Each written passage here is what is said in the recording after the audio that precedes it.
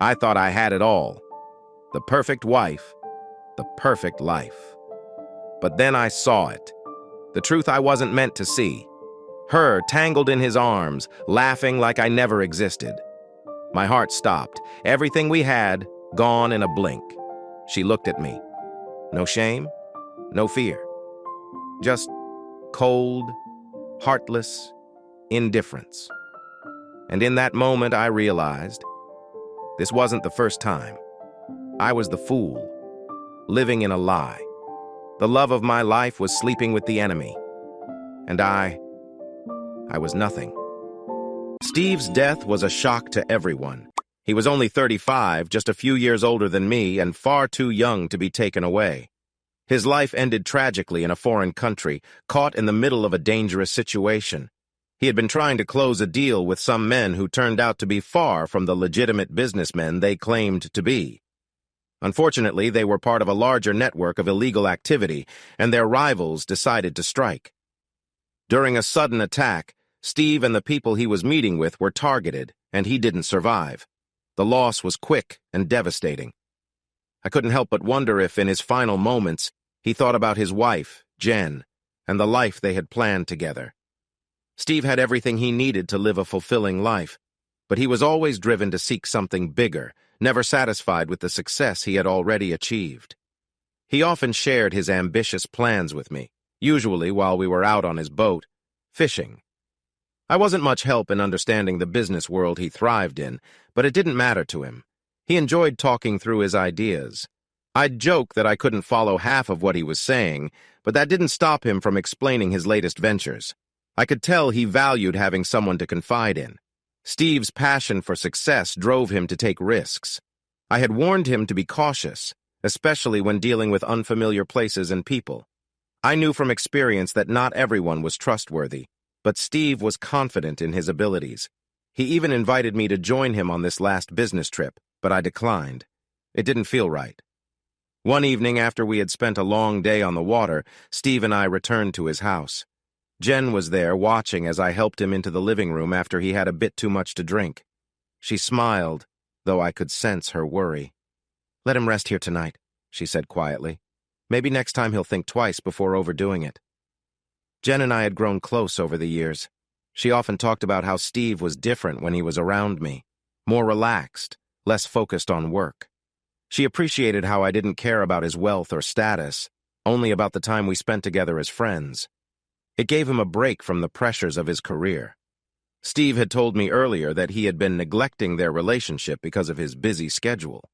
He regretted not giving Jen the attention she deserved. Jen was someone people couldn't help but admire. She had a magnetic presence, and her warmth was evident in everything she did. She had once been a model, but had since focused on their life together, yet she still carried herself with grace and confidence. As we sat there, I remembered how Jen had helped me get over my initial shyness when we first met. She had a way of making everyone around her feel comfortable. I knew Steve was lucky to have her, and it was clear that she brought out the best in him. As we spoke, I saw her smile for the first time that evening. Despite the sadness of the moment, she had hope. She loved Steve, and she knew that even though he got caught up in his ambitions, he cherished their life together. "If you're talking about regular boots, I have them in snakeskin, ostrich skin, and plain leather." After I collected myself and she stopped laughing, I asked her out. She looked surprised and asked me why. "Because, Jen, you need a chance to unwind and enjoy yourself. I want to show you something exciting." Her smile faded, and I hurried to clarify. "I'm going out to a little club tonight that I think you'd enjoy. You're a really wonderful person, and I'm sure many guys would jump at the opportunity to spend time with you. I'm part of a rare group that likes to respect boundaries. All I'm suggesting is a fun night out, where you can relax and maybe dance a bit. I promise to look after you. Plus, I can take pictures so you can share the fun later. You seemed a bit down, so I thought I'd extend this offer. Will there be drinks and maybe some lively characters?" "Definitely on the first part. No to the rest. We like to keep it friendly there. If someone acts up, the staff ensures things stay calm and safe. I just thought you'd like to join." I got up from the kitchen table, rinsing my coffee cup before setting it on the counter. Jen often joked that my neatness would make me a great partner someday. "We'll take the truck." Why not the sports car? If we took that, every local guy would be distracted. Now let's go for jeans and a nice shirt. And Jen, can you turn the thermostat down a little? The way you look, I might attract unwanted attention. She playfully stuck out her tongue and told me to wait 10 minutes. I mentioned needing to go home for a shower to freshen up and change clothes. She took my hand and led me to a stylish bedroom, and I felt a bit uneasy. "Stay here," she instructed, walking into a spacious closet filled with clothes. I could hear her rummaging through drawers. Moments later, she returned with jeans, a nice shirt, and fashionable boots. She led me to a nearby guest room with a large bathroom. "Here you go. These are practically new. I didn't bring you any undergarments, so you'll have to figure that out. Now freshen up and meet me downstairs in 20 minutes. Steve and I were the same size, even shoe sizes, the only difference being a slight height difference. People often mistook us for brothers. After a quick shower and shave, I dressed and was surprised at how good I looked. They say clothes can boost confidence. When Jen appeared, she looked stunning. The jeans hugged her figure perfectly, and her shirt matched her lips. Her curls were styled in a way that looked effortless yet charming. She held a striking hat and stylish boots. "How do I look?" she twirled, showing off her outfit. "Looks like you're ready for excitement," I said with a grin. She smiled back. "That's exactly the idea. Let's go." Before heading out, we checked on Steve, who was fast asleep. Jen left him a note and some water. We took his truck, which was large and shiny. I figured it was better suited for the night ahead. After about 40 minutes, we arrived at the barn, a venue designed to resemble a barn. As we stepped out of the truck, many looked our way, especially at Jen. She noticed the attention and walked confidently inside while holding my arm tightly, maybe a sign of her own nerves. Once we entered, all chatter seemed to cease as everyone turned to look at us. The band hadn't started yet, and I grinned, waving to the bartender to bring me a pitcher. Within moments, she arrived, although she accidentally spilled a drink in her excitement. I gently stopped her apologies and reassured her. Jen, with her kindness, made her feel better. As I met up with my friends, Jen quickly charmed them and soon had them laughing. I leaned back, enjoying watching her work her magic. When the band started, I grabbed her hand and pulled her to the dance floor. It took her just a moment to find her footing again, and I discovered she had a background in dance. After a few lively dances, I brought her back to the table, smiling at her disappointment. "I need a break now," I said. I looked at Greg and added, "Let's keep the fun going." Jen eagerly pulled him from his seat, eager to keep dancing. 30 minutes later, she brought him back, clearly out of breath but smiling. She sat down for a bit, relaxing with a drink. A few minutes later, the band started playing a slow song that everyone loved. They jokingly called it the Snuggle Special. She pulled me to the dance floor, and I followed. Dancing with her felt incredibly close, and it was hard not to notice the way she moved. At one point, I tried to step back, but she simply smiled and moved closer. I was flustered when the song ended and had to excuse myself to cool off. By the time I returned, she was dancing with Greg, moving with grace and elegance. Her background in ballet was evident, and watching her felt like seeing poetry in motion. Unfortunately, Barb tried to spoil the moment. "Jamie, I thought you said you'd never be interested in someone who's married, but who could resist that?" She glanced toward Jen with a hint of jealousy. Barb had once been strikingly attractive, but over the years, life had taken its toll. Barb had pursued me once, but I wasn't interested. I politely turned her down, telling her I wasn't the kind of person who got involved with married women. She had since been through multiple divorces and seemed to live off the settlements. It was clear she was still looking for someone new. "Barb, it's not like that. Jen is one of my best friends, and I would never do anything to hurt that trust. We're just here to enjoy the evening. Have you noticed she hasn't done anything out of line? She's just dancing and having a good time." Barb wasn't convinced. "I've seen the way she looks at you, and the way you look at her when she's not watching." "Maybe so, Barb, but even if I had feelings, it wouldn't matter. Jen and I are just friends, and I respect that. You should remember what trust and loyalty look like." Barb looked taken aback, and to my surprise, she began to tear up. I felt bad for her, so I gave her a reassuring hug. Jen returned just in time and kindly helped Barb clean up, taking her to the restroom. When they came back, Barb looked different. Jen had used her experience in fashion to help her with a more natural look, and she appeared much softer, more confident. For the rest of the evening, Barb acted differently. Instead of chasing attention, she seemed content, even turning down dance offers. It was a refreshing change, and I could tell Jen's influence had helped. We wrapped up the night in high spirits, watching as Barb left with her friends rather than with someone random. Jen hummed contentedly on the ride home, and when we arrived at her place, she insisted I stay the night. I was exhausted, so I agreed, settling into the guest room and falling asleep as soon as my head hit the pillow. I found Jen and Steve at the kitchen table enjoying coffee. Jen looked stunning as always, while Steve appeared a bit under the weather. I smiled at them. "I'm really hungry. I think I'll whip up some breakfast. How about some spicy sausage, eggs with peppers and onions, topped with hot sauce? Even better, I could make my famous breakfast chili to pour over eggs and potatoes. They have to be nicely fried, not too dry, and the eggs should be soft so the chili can add flavor. How about a big bowl for you, Steve? You can enjoy it with a refreshing drink." Just thinking about it makes my mouth water. Steve turned increasingly pale and suddenly dashed to the bathroom. I called out after him, "Hey, Steve, remember, just because you bring a case of drinks doesn't mean you have to finish it all. Now, how about breakfast?"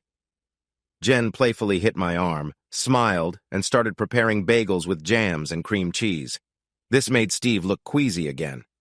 I probably had about 4 cups of coffee. They had the best brand made with high-end technology. It even adjusted for the weather while brewing. By the time Steve returned, he had settled on the couch again when Jen walked outside with me to my truck. "I had a wonderful time last night, thank you. It has been ages since I went out just to have fun. I really admire that about you." "Why, because I live a simpler life? Honestly, I probably earn in a year what Steve makes in just a few days. I worry about bills, mortgages, and job security. If Steve stopped working today, you could maintain your current lifestyle without a worry for years. They say money can't buy happiness, but it can certainly provide some comfort. You think I care about all that? I've earned enough from my modeling work to not stress about anything. I left the industry hoping to find a good partner and start a family. I've been trying to convince Steve for 3 years to think about it, but he keeps saying maybe next year. I feel the pressure of time. Really? Are you even 30 yet? Take it easy, Jen. You have plenty of time. Believe it or not, that was the first conversation that came to my mind when I learned about Steve's passing. No one told me directly. I heard the news on television like everyone else. I drove over, finding their home filled with unfamiliar faces.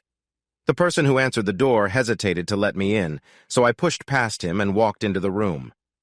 I found Jen in the living room, surrounded by a few friends from college, likely the only true friends she had. She looked lost, staring blankly as she processed her grief. When she saw me, she cried out and reached for me. Soon I had her in my arms while she wept, with her friends softly comforting her. After a while, her sobs quieted and she fell asleep.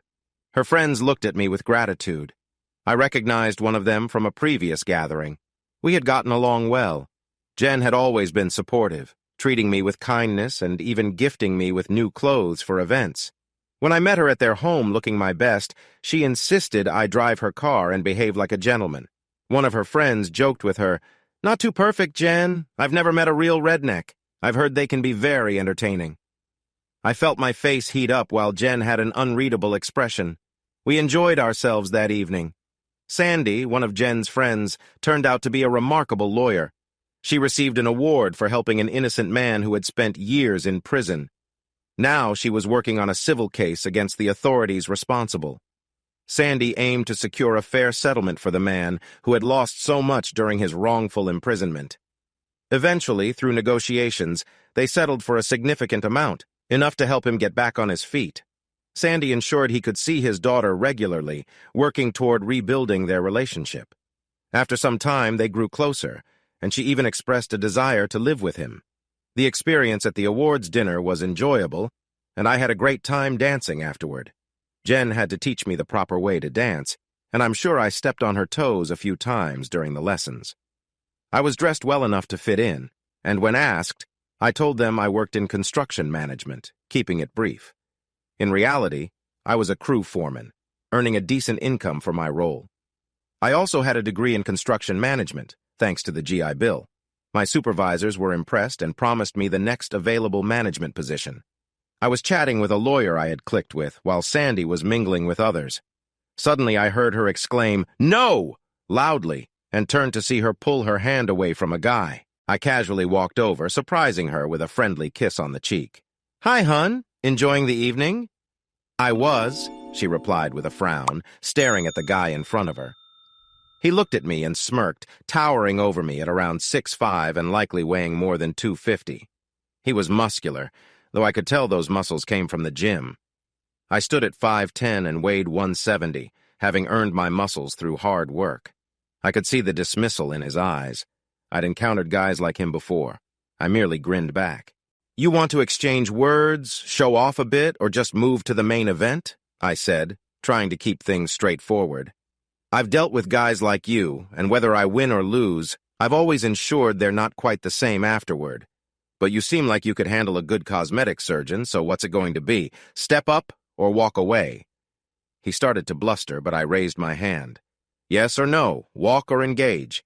If you say anything else, I'll take it as a cue to start." He hesitated, glancing around nervously, but no one seemed to back him. Instead, many looked interested in seeing how things would unfold. He deflated and walked away. Sandy looked at me with surprise before grinning. "You've really taken him down a notch. He'll never hold his previous standing after this, and his reputation will take a hit. I bet he leaves his job within 3 months." I shrugged. If not me, it would have been someone else. "Want to dance?" She agreed. As it turned out, Sandy was very affectionate. Soon after we left the party, she playfully leaned closer. After a few blocks, she casually slipped out of the top of her dress. Once we parked, things got heated quickly. I pulled her close, and in a moment of spontaneity, we shared an intimate connection that left us both breathless. Afterward, I carried her into her home, intending to lead her to the couch, but she directed me to her bedroom. Once inside, we found a comfortable rhythm, sharing moments that brought us even closer, lost in each other's company as we relaxed afterward. The next morning, we enjoyed a shower together before I helped prepare breakfast. As we sipped coffee, she shared her thoughts. "I really, really like you," she said. "But right now, my career is my priority. I won't be searching for anything serious until I make partner, which is a few years off. Can you understand that?" I appreciated her honesty. "I get it. You're amazing at what you do, but I'm not looking for a serious commitment either. I'm open to being friends if that works for you." She smiled. "Let's make it friends with some added perks." I chuckled and nodded, knowing that we both had our own paths to focus on. Later, I talked with my friend Jen, who had been a bit off at first but brightened up after a chat with Sandy. "Sandy talked very positively about your date," she said. "I'm glad you're not rushing into anything more serious. She's not the one for you." With a hint of sadness, I admitted, "I don't think there's a perfect match out there for me. Whenever I meet someone, I find myself comparing them to you, and they never quite measure up." Jen blushed at the compliment while her husband Steve chuckled. "Well, you've set a high bar. Jen is truly one of a kind." Feeling content, I knew they'd have their own special moments as I drove away. Later, Sandy signaled for me to follow her to her bedroom, where I laid her down gently, and we shared a quiet moment before I stepped out. It seemed like a gathering was forming in the living room as more friends arrived and began to enjoy the festivities. I kept my composure until the music started, the volume cranked up nearly to the max. Sandy returned and glanced at me, aware of my thoughts. "Who are these people?" I asked. "Most are Steve's business contacts, here to take advantage of the situation. Some are from her modeling days, and a few might try to coax her back into that world. The rest are just here for the fun. They'll use her until she wakes up to reality and then move on to someone else." "You're her lawyer, right?" "Yes." "And Janice, she's a doctor, right?" "That's correct," she said, a smile creeping onto her face as she understood my plan. "Then you should ask her if this is a healthy environment for Jen right now. We've already discussed it. It isn't. But even as capable women, there's little we can do about this crowd. We're considering hiring security." I stood up. "I may not be a woman or particularly wise, but maybe I can help save some money." I grabbed their attention by turning off the music. "On behalf of Jen and Steve, I'd like to thank you all for coming. Jen's doctor has recommended rest and calm, so please respect her wishes and leave. You're welcome to return later, giving her some time to recover." "Who do you think you are?" one of them shouted. Before I could respond, Sandy stepped in. He's probably the only person here who genuinely cares about Jenny. Let her be. If you don't, I might have to let my security consultant handle you. He knows how to protect his clients. Although her claim wasn't accurate, they didn't know that. They left, mumbling to themselves until it was just me, Janice, Sandy, Melody, and Jen. Janice informed us she had given Jen a mild sedative and she would likely sleep through the night. She turned to me. Jamie, can you stay? Melody will be here, but having you around would help us feel more at ease. Jen will need support for a while. I ended up staying for 4 days, moving into the guest cottage while the women stayed in the main house. There were many attendees at the funeral, and Jen held onto my arm tightly, only releasing it when I took my turn as a pallbearer. I sat beside her during the graveside service. By that time, she had exhausted her tears and sat quietly as the preacher spoke. With me there, the opportunists decided they couldn't pursue their agendas, so they left us in peace. We returned to a quieter home with about 20 people who genuinely cared for Jen. The following day, after Melody and Sandy assured me they wouldn't leave her alone, I headed home. I didn't see Jen again until I was called to her house for the reading of the will. It turned out that Steve had left me a little something. She looked thinner and a bit pale, but her smile was warm as she embraced me. Jen received everything, except for a few personal items he wanted me to have, his fishing gear, his boat, and his truck. He also left me a letter that I read when I got home. Hey, if you're reading this, it means I'm gone. I hope you're in your 60s when you get this, but I have a feeling if I'm giving you what I wanted, it's much sooner than that. I can't express what you meant to me. For the first time, I had a real friend, one who didn't care about my stuff, just someone to relax with and share a few laughs. Think of me while you're out on the boat, catching the big one, and raise a toast in my memory from time to time. One last thing. I want you to look after Jen. I could have been a better husband, but she was my everything. Don't let her make rash decisions as she gets back on her feet. I'd like to think she would turn to you. If things get serious, consider naming your first son Steve. Just kidding, but I know you would be there for her. Think about it. Always your friend, Steve. A week later, a delivery van pulled into my driveway. The driver had a lot to unload and handed me a note. Jamie, I know this is unexpected, and you probably wish it wasn't happening, but I want you to have these things. I'm leaving for a while. I can't handle another night in that big, empty house. I'll be back, but I can't say when. These are Steve's clothes. They'll fit you perfectly, and they shouldn't go to waste. You may not wear most of the suits, but it's nice to have the option. The casual clothes and boots will be useful. Please don't take this the wrong way. Steve would have wanted you to have them if he could have seen this coming. Wear them and remember him. And remember, I'm also your friend, and I hope you'll let me keep being that friend. With love, Jen. I left the clothes in my spare room for a few weeks while I found the energy to sort through them. Who needs 28 suits? Ultimately, I decided to keep 8 high-quality suits. I donated the rest, sure someone would appreciate them. I kept most of the casual clothes, jeans, and all 36 pairs of shoes. Each pair probably cost more than I earned in a month. I wouldn't have to buy shoes again. Life continued. I would fish occasionally, but I always felt a bit guilty using the boat and truck. I seldom drove the truck because it was too nice for construction sites. Instead, I'd take the boat out and check the gear, but mostly I used an old Zebco rig I had given to a friend. I still recalled the night I first met him. I didn't own a boat, so I fished from the bank at a popular spot, right below a power plant's discharge chute. The turbulence brought a lot of fish to the area, and it was a great place for catfish. I had already decided to call it a night around 11. I had caught 4 decent-sized catfish and even a big one weighing 20 pounds, enough to keep me stocked for months.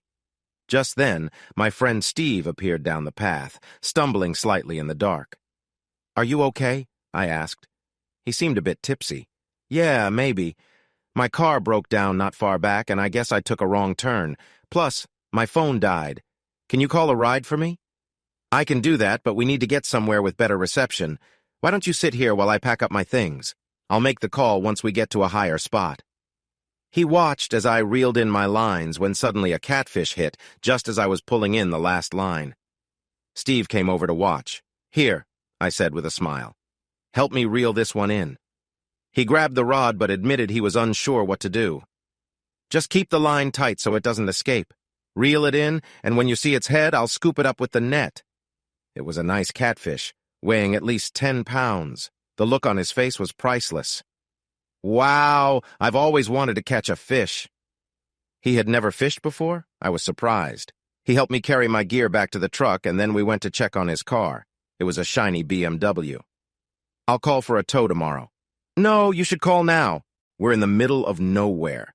If someone sees this car here, it might not be here tomorrow. Call them right now." "I need to find a number. Can I use your phone?" I hit speed dial. "Wilbur, it's late, but I need help with a BMW at Lookout Point. Can you come get it?" "We'll wait." I left it on speaker. "How did a BMW end up there?" "I think he got lost." "Give me 20 minutes." While we waited in the dark, I noticed a truck pull up with 3 guys getting out. They wandered over to my truck and tried the door, thinking it belonged to someone fishing. I turned on my lights. "Hey, fellas, you might want to move along. The fish are biting tonight." They looked like they had been drinking, and one told me to mind my business. I stepped out, holding my Taurus, 357 casually. "You should leave." "Or what?" one of them challenged. "Or you'll regret it." "You don't have a gun." I raised it and fired a round into the air. The sound echoed across the lake, making them hesitate. They quickly decided to leave, with one scrambling onto the back of their truck as they drove off. Steve stared at me, clearly surprised. "Would you have actually shot them?" I didn't need to. Once they saw I had a weapon, they backed off. If they were armed or had pushed the issue, I would have responded differently. Here comes Wilbur. Wilbur arrived, took a look at the car, and grinned. "You should get the undercarriage checked before driving. This road is rough." He handed Steve a card for his garage. I asked Steve where he lived as we watched Wilbur drive away. It was less than 20 miles. He considered calling his wife, but realized he probably couldn't get a ride in this area. "There's no need to disturb her now. I can give you a lift home. It's kind of on my way." He was quiet for most of the ride. His home turned out to be an impressive mansion. "You live here?" "Yeah, I bought it for my wife last year. Want to come in?" "I don't think so. I'm dirty from fishing and probably smell quite a bit. Call Wilbur in the morning. He's certified and knows his stuff. He can fix your car." I waited until he reached his porch before heading home. 3 days later, Wilbur checked on Steve's car and found only a bent tie rod. When Steve picked it up, he asked Wilbur about me. Wilbur told him, "Jamie's a great guy. He's probably the best fisherman I know. If the fire department needs fish, they call him. He'll catch plenty." When I got home, Steve was waiting in my driveway. He looked a bit uneasy. "Can I talk to you for a minute? I have an idea." Curious, I invited him in and offered him a glass of tea. After some hesitation, he finally spoke up. "I've always wanted to learn how to fish. I'm willing to pay for your time if you'll teach me." I thought it over for a moment. He seemed genuine. "Okay, come by at 7 on Friday, and we can go catfishing. You can cover the bait and maybe bring some drinks, but I won't charge you extra." Every man should learn how to fish. He was so excited he could barely speak. It took about a month before he wanted me to come to his home to meet his wife. I didn't know what she looked like, but I imagined she would be very attractive given his wealth. I was right. I had never followed celebrity news, so I had no idea who she was, but she was probably one of the most beautiful women I had ever seen. She smiled and reached out to shake my hand, but I hesitated. "Sorry, ma'am, but I have fish bait on my hands, and I wouldn't want to offend you," I said. She stared for a moment, then laughed. "In that case, please come in and wash up so I can greet a new friend properly." I took extra care washing my hands to make a good impression. I surprised her again by avoiding her couch, so she suggested we sit at the kitchen table. I felt more at ease there, remembering that in my upbringing, friends typically entered through the kitchen, where there was often food on the stove and fresh treats waiting to be enjoyed. Once we got to know each other and I shared stories about my childhood, she smiled. Knowing I'd be visiting, she always had coffee ready when I arrived. They kind of took me in, but I never overstayed my welcome. Jen was a wonderful woman, but when we met, she wasn't very experienced in the kitchen. They had a maid who cooked for them when they were home, and they often dined out for business meals. I once brought them a pecan pound cake, and they loved it. Steve devoured 3 pieces, and Jen had 2. Their surprise was clear when I told them I had baked it myself. "My mother taught me. It's a family recipe, so I cannot share it," I said. I took the time to teach her how to bake, starting with simple recipes like banana bread and pineapple upside-down cake. She became quite passionate about it, exploring ideas on Pinterest and YouTube. Soon, Steve started gaining weight from all her delicious experiments. To help her pivot, I suggested there were always local bake sales that would welcome her offerings. This led to her making many friends in the community and joining a few organizations that she found meaningful. Many of their meetings ended up at her house, which she enjoyed since it gave her something to do while Steve was away for work. Her favorite was the local fire department, where she worked hard to improve their resources. Besides donating money, she spent a lot of time helping out. Their department eventually became one of the best trained in the state. The only time she showcased her wealth was when she learned that firefighters were facing increased cancer risks due to hazardous materials they're exposed to. She consulted experts and arranged for a special shower system to be built for them, which was supported by a truck they could use to transport it. She coordinated volunteers to train for the process of cleaning gear properly. Fire departments from all over came to see how it was done. However, these setups were costly for most volunteer departments, so Jen started a charity to fund them and became its first chairwoman. She made many public appearances to raise awareness and garner support, often receiving awards for her efforts but preferring the focus to be on the cause. I accompanied her to a couple of events when Steve was away, and many assumed I was her husband. She rarely corrected them and found it amusing. "You and Steve look so much alike, especially if people have been drinking. Just roll with it." When the annual Christmas parade approached, our small town insisted that she be the grand marshal to celebrate her contributions. She rode on an antique fire engine, and 41 fire stations participated with their trucks in the parade, which was one of the biggest events the town had ever hosted. Jen wanted me to ride with her, but I declined. "This is your moment. They want to honor you, so accept it graciously." The crowd's applause was heartfelt, and by the end of the parade, she had tears in her eyes. Later, she told me that all her past experiences in modeling paled in comparison to the honor she felt that chilly December day. She had been away for 5 months after briefly returning to modeling and making a few public appearances. Then she seemed to disappear. I tried calling her, but her number had changed. I contacted Sandy, who was equally worried. "She's taking time for herself. She believed her life was on track. Did you know she was going to decorate 2 bedrooms for the children she wished to have? One for a boy and one for a girl. Unless she remarries soon, that dream may fade." She reacted similarly when her aunt, who raised her, passed away suddenly. She vanished for 6 weeks back then and returned without explaining where she had been. "Don't fret, Jamie. She will come back eventually. Remember, her dream house is here." I questioned that thought when I saw the house on the cover of a real estate magazine. It was priced at $2 million and quickly sold for $2.6 due to a bidding war among 3 couples. After 9 months, I accepted that she was now just a pleasant memory. It was Saturday, and I was in my shop, enjoying what I loved most. Besides construction management, I held a degree in furniture design. I chose my house partly because it had a large workshop out back, a 24x36 metal building. I owned many tools, and with the extra space, I got equipment I hadn't been able to use before. I had a large lathe, a steam vat for bending wood, and a planer that could handle wide boards. In short, I had almost everything a professional furniture maker needed to create a quality product. Another shed was filled with neatly stored lumber. I had plenty of oak, some pecan, a few black walnut logs, cedar, and a bit of holly. At that moment, I was making a rocking chair for a friend. She liked to say she was vertically challenged, standing at 4'6", making her the tallest sibling.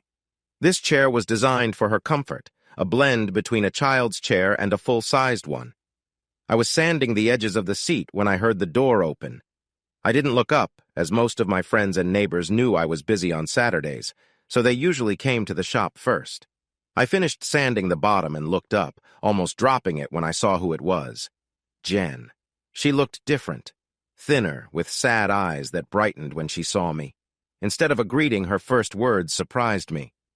"How come I never knew you made furniture?" "It never really came up. Besides, it's just a hobby for now. I'd love to do it full-time, but I'm not sure it could support me.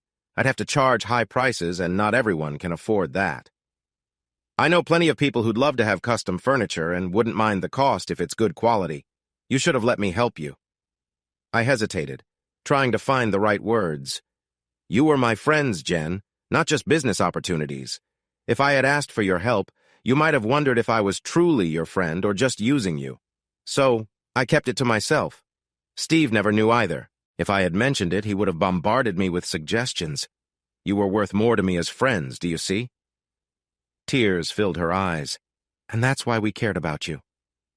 I couldn't hide my bitterness. Yeah, I noticed from all the calls and visits I got. I knew you wouldn't understand. I had to leave. After a few days in that big house, it felt too empty. Plus, seeing you reminded me of Steve. I tried returning to my old life, but it felt shallow and calculating. I get that, but not calling Sandy or your oldest friends? They must have felt shut out. If you're back for a while, you should reach out and mend things. Her actions hit her hard and she cried. I turned off my tools knowing there would be no more work that day and took her into the house to make coffee and serve the pecan pound cake I had baked the day before. She enjoyed 2 pieces before starting to make phone calls. Sandy and the other girls arrived about 90 minutes later, kissed me on the cheek, and sent me outside. I puttered around for a bit before deciding to light the grill. I had marinated some chicken quarters the night before, so I grilled them along with a few steaks, potatoes, corn, and honey-glazed carrots with toasted pecans. The enticing smells drew the girls out to my deck. My house was manufactured, the best I could get for my budget, but I had modified it and was proud of my multi-level deck with a built-in table that wrapped around a big oak. This was the first time any of them had visited, so they explored, admiring my koi pond, complete with a small island and a large lantern and a vegetable garden arranged with precision. They were surprised to find one section filled entirely with flowers, including sunflowers, zinnias, daisies, different varieties of cosmos, and marigolds. When I called them to eat, I was amazed at how eagerly they dug in. They ate with hearty appetites that defied their appearances and laughed at the roll of paper towels they needed. Sandy leaned back and let out a loud burp, which made us all laugh.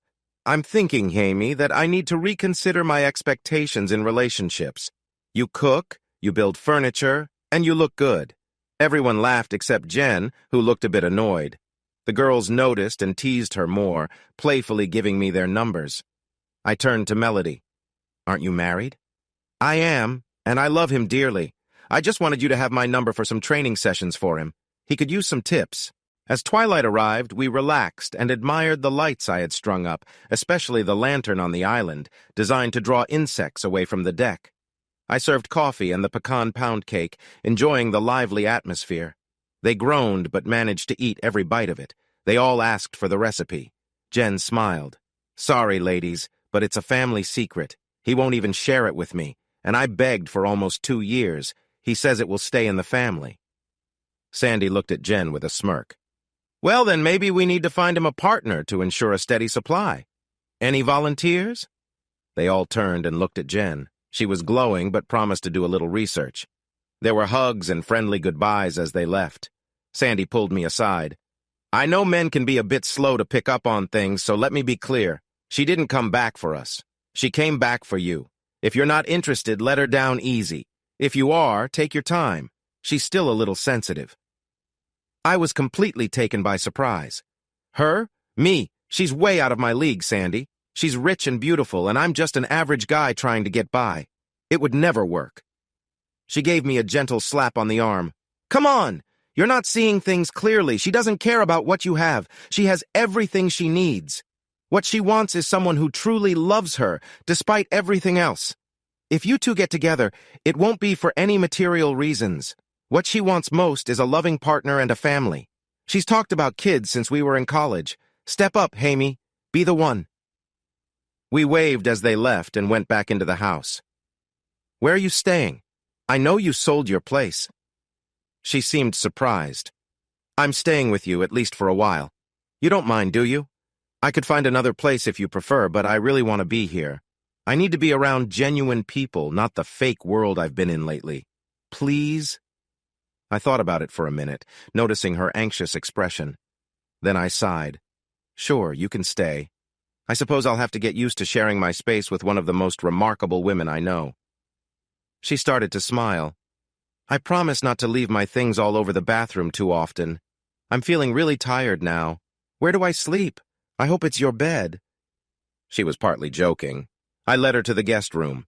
I had made all the furniture in there myself, from the dressers to the large bed, all in light pecan. I had learned to carve, and the bedposts featured intricate designs with vines and little flowers. There was even a vanity with a heart-shaped mirror, made with a little girl in mind. She wandered around the room, touching everything. Finally, she turned to me with a smile. Did you design this room for someone special?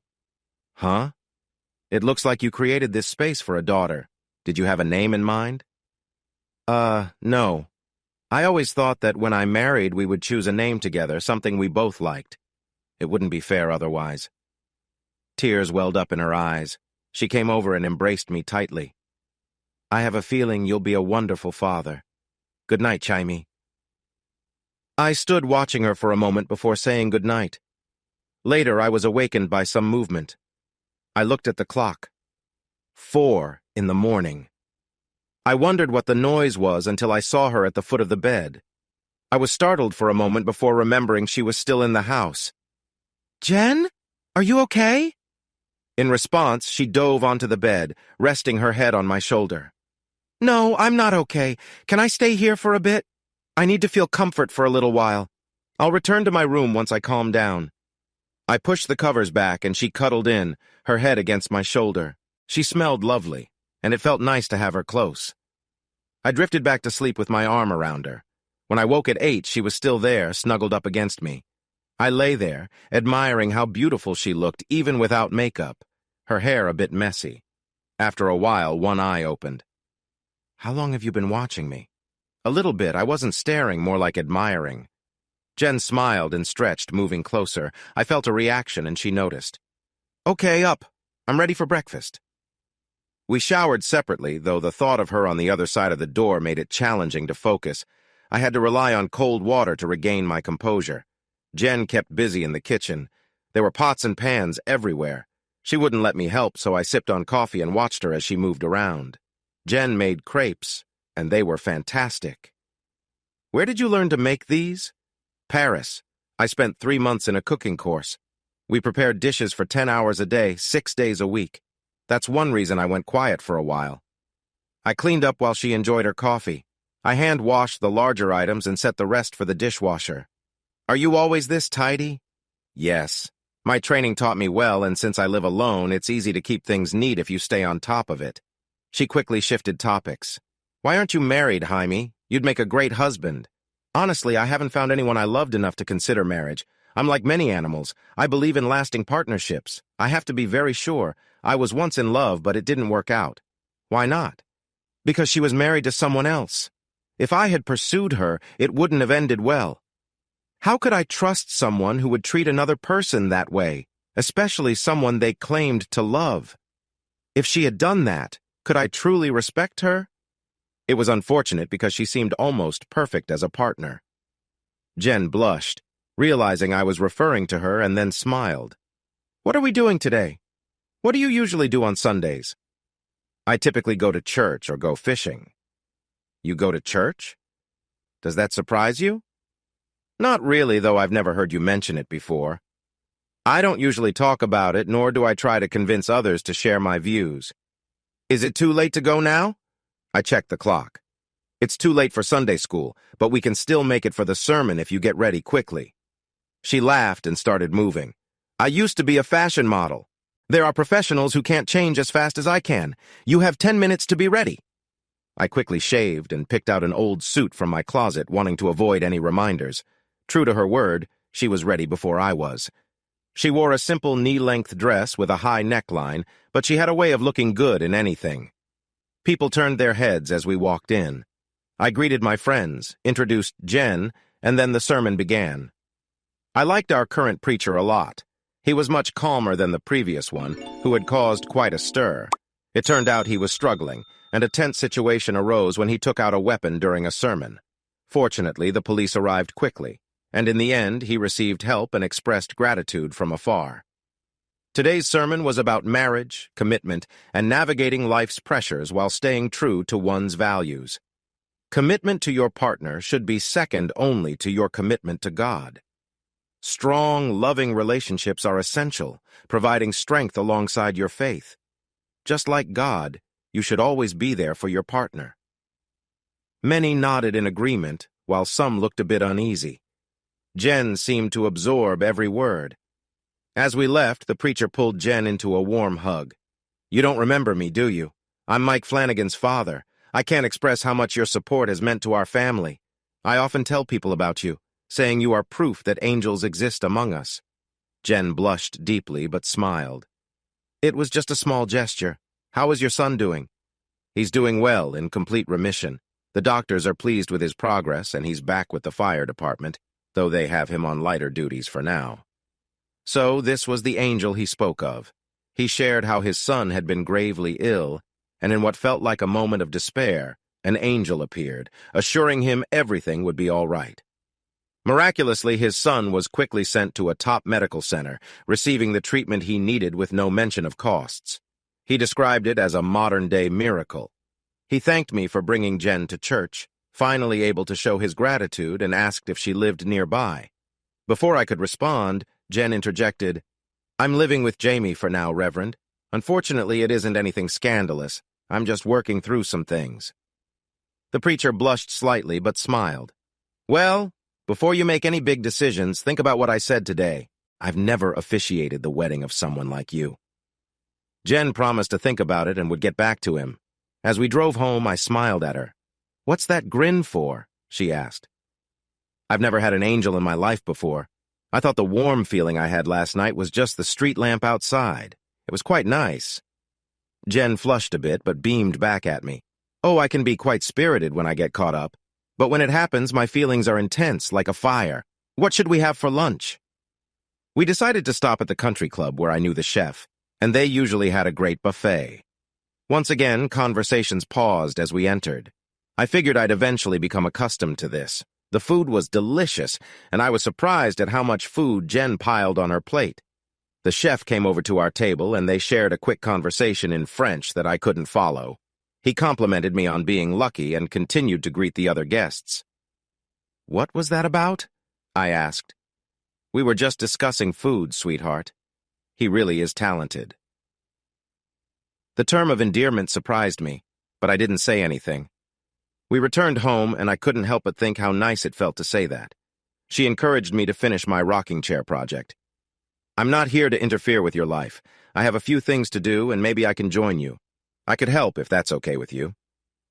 She grabbed her laptop from her vehicle and went into the spare bedroom. I was almost done fitting everything together when she came into the shop 2 hours later. She sat on a stool and observed for a bit before coming over to lend a hand. I appreciated the help. Sometimes you needed extra hands on these projects. Once everything was in place, we stepped back. She admired it while I searched for any mistakes. The seat was a bit uneven on one corner, so I needed to fix that before gluing everything together. One of the back spindles seemed a little off, and I might have to adjust the length for a better fit, but other than that, it looked good. With Jen's assistance, I gently took it apart, laying the pieces out on a long table. I carried the seat over to the sander, made some adjustments, measured the hole, trimmed a bit from the spindle, and then it was ready for gluing. I planned to stain the parts first to ensure an even coat for better durability. Unsure about how dark to go, I asked for her opinion. "What does the rest of the furniture in her house look like?" Good question. Sarah mostly had upholstered pieces, but the few wooden ones I remembered had a medium tint. I pulled out 3 different stains and a scrap piece of wood to test them. Jen quickly pointed to the lightest one.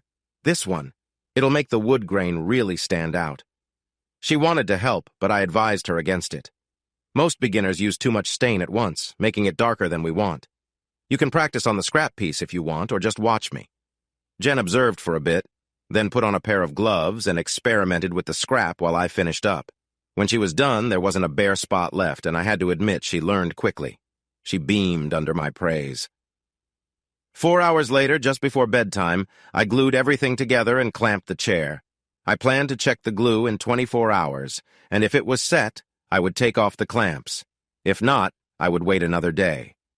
We went to bed in separate rooms, and I was so tired I didn't notice when she came in until the next morning. She felt so comforting that I just held her until I had to get up for work. I smiled all day at work. Even the most frustrating subcontractor didn't bother me, which seemed to annoy him. My good mood lasted until I got home to find an upset Jen waiting for me.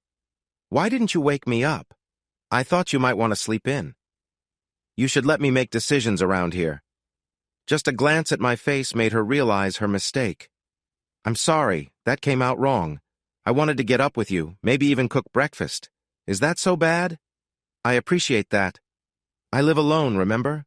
I'm used to taking care of myself." Her frown deepened. "I get that. It's just that I like to contribute. I don't want to be a burden." I looked at her, recalling the first few times I had been around her. At the beginning, she was quite lost in the kitchen and needed help with meals. Something felt off. Jen changed the subject. "Look, I made dinner." And she had, and it smelled wonderful. Her smile widened when I complimented her. "It's not quite done. Another hour should do it." With that time, I reviewed the rocking chair one last time and decided it was as complete as it would ever be. I called Sarah. "Come pick up your chair tomorrow." She was thrilled, still expressing her joy when I hung up.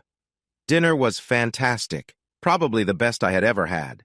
I noticed bouquets of flowers in various spots in the house, and she smiled. "I picked them from your garden. Hope you don't mind. Take as many as you like.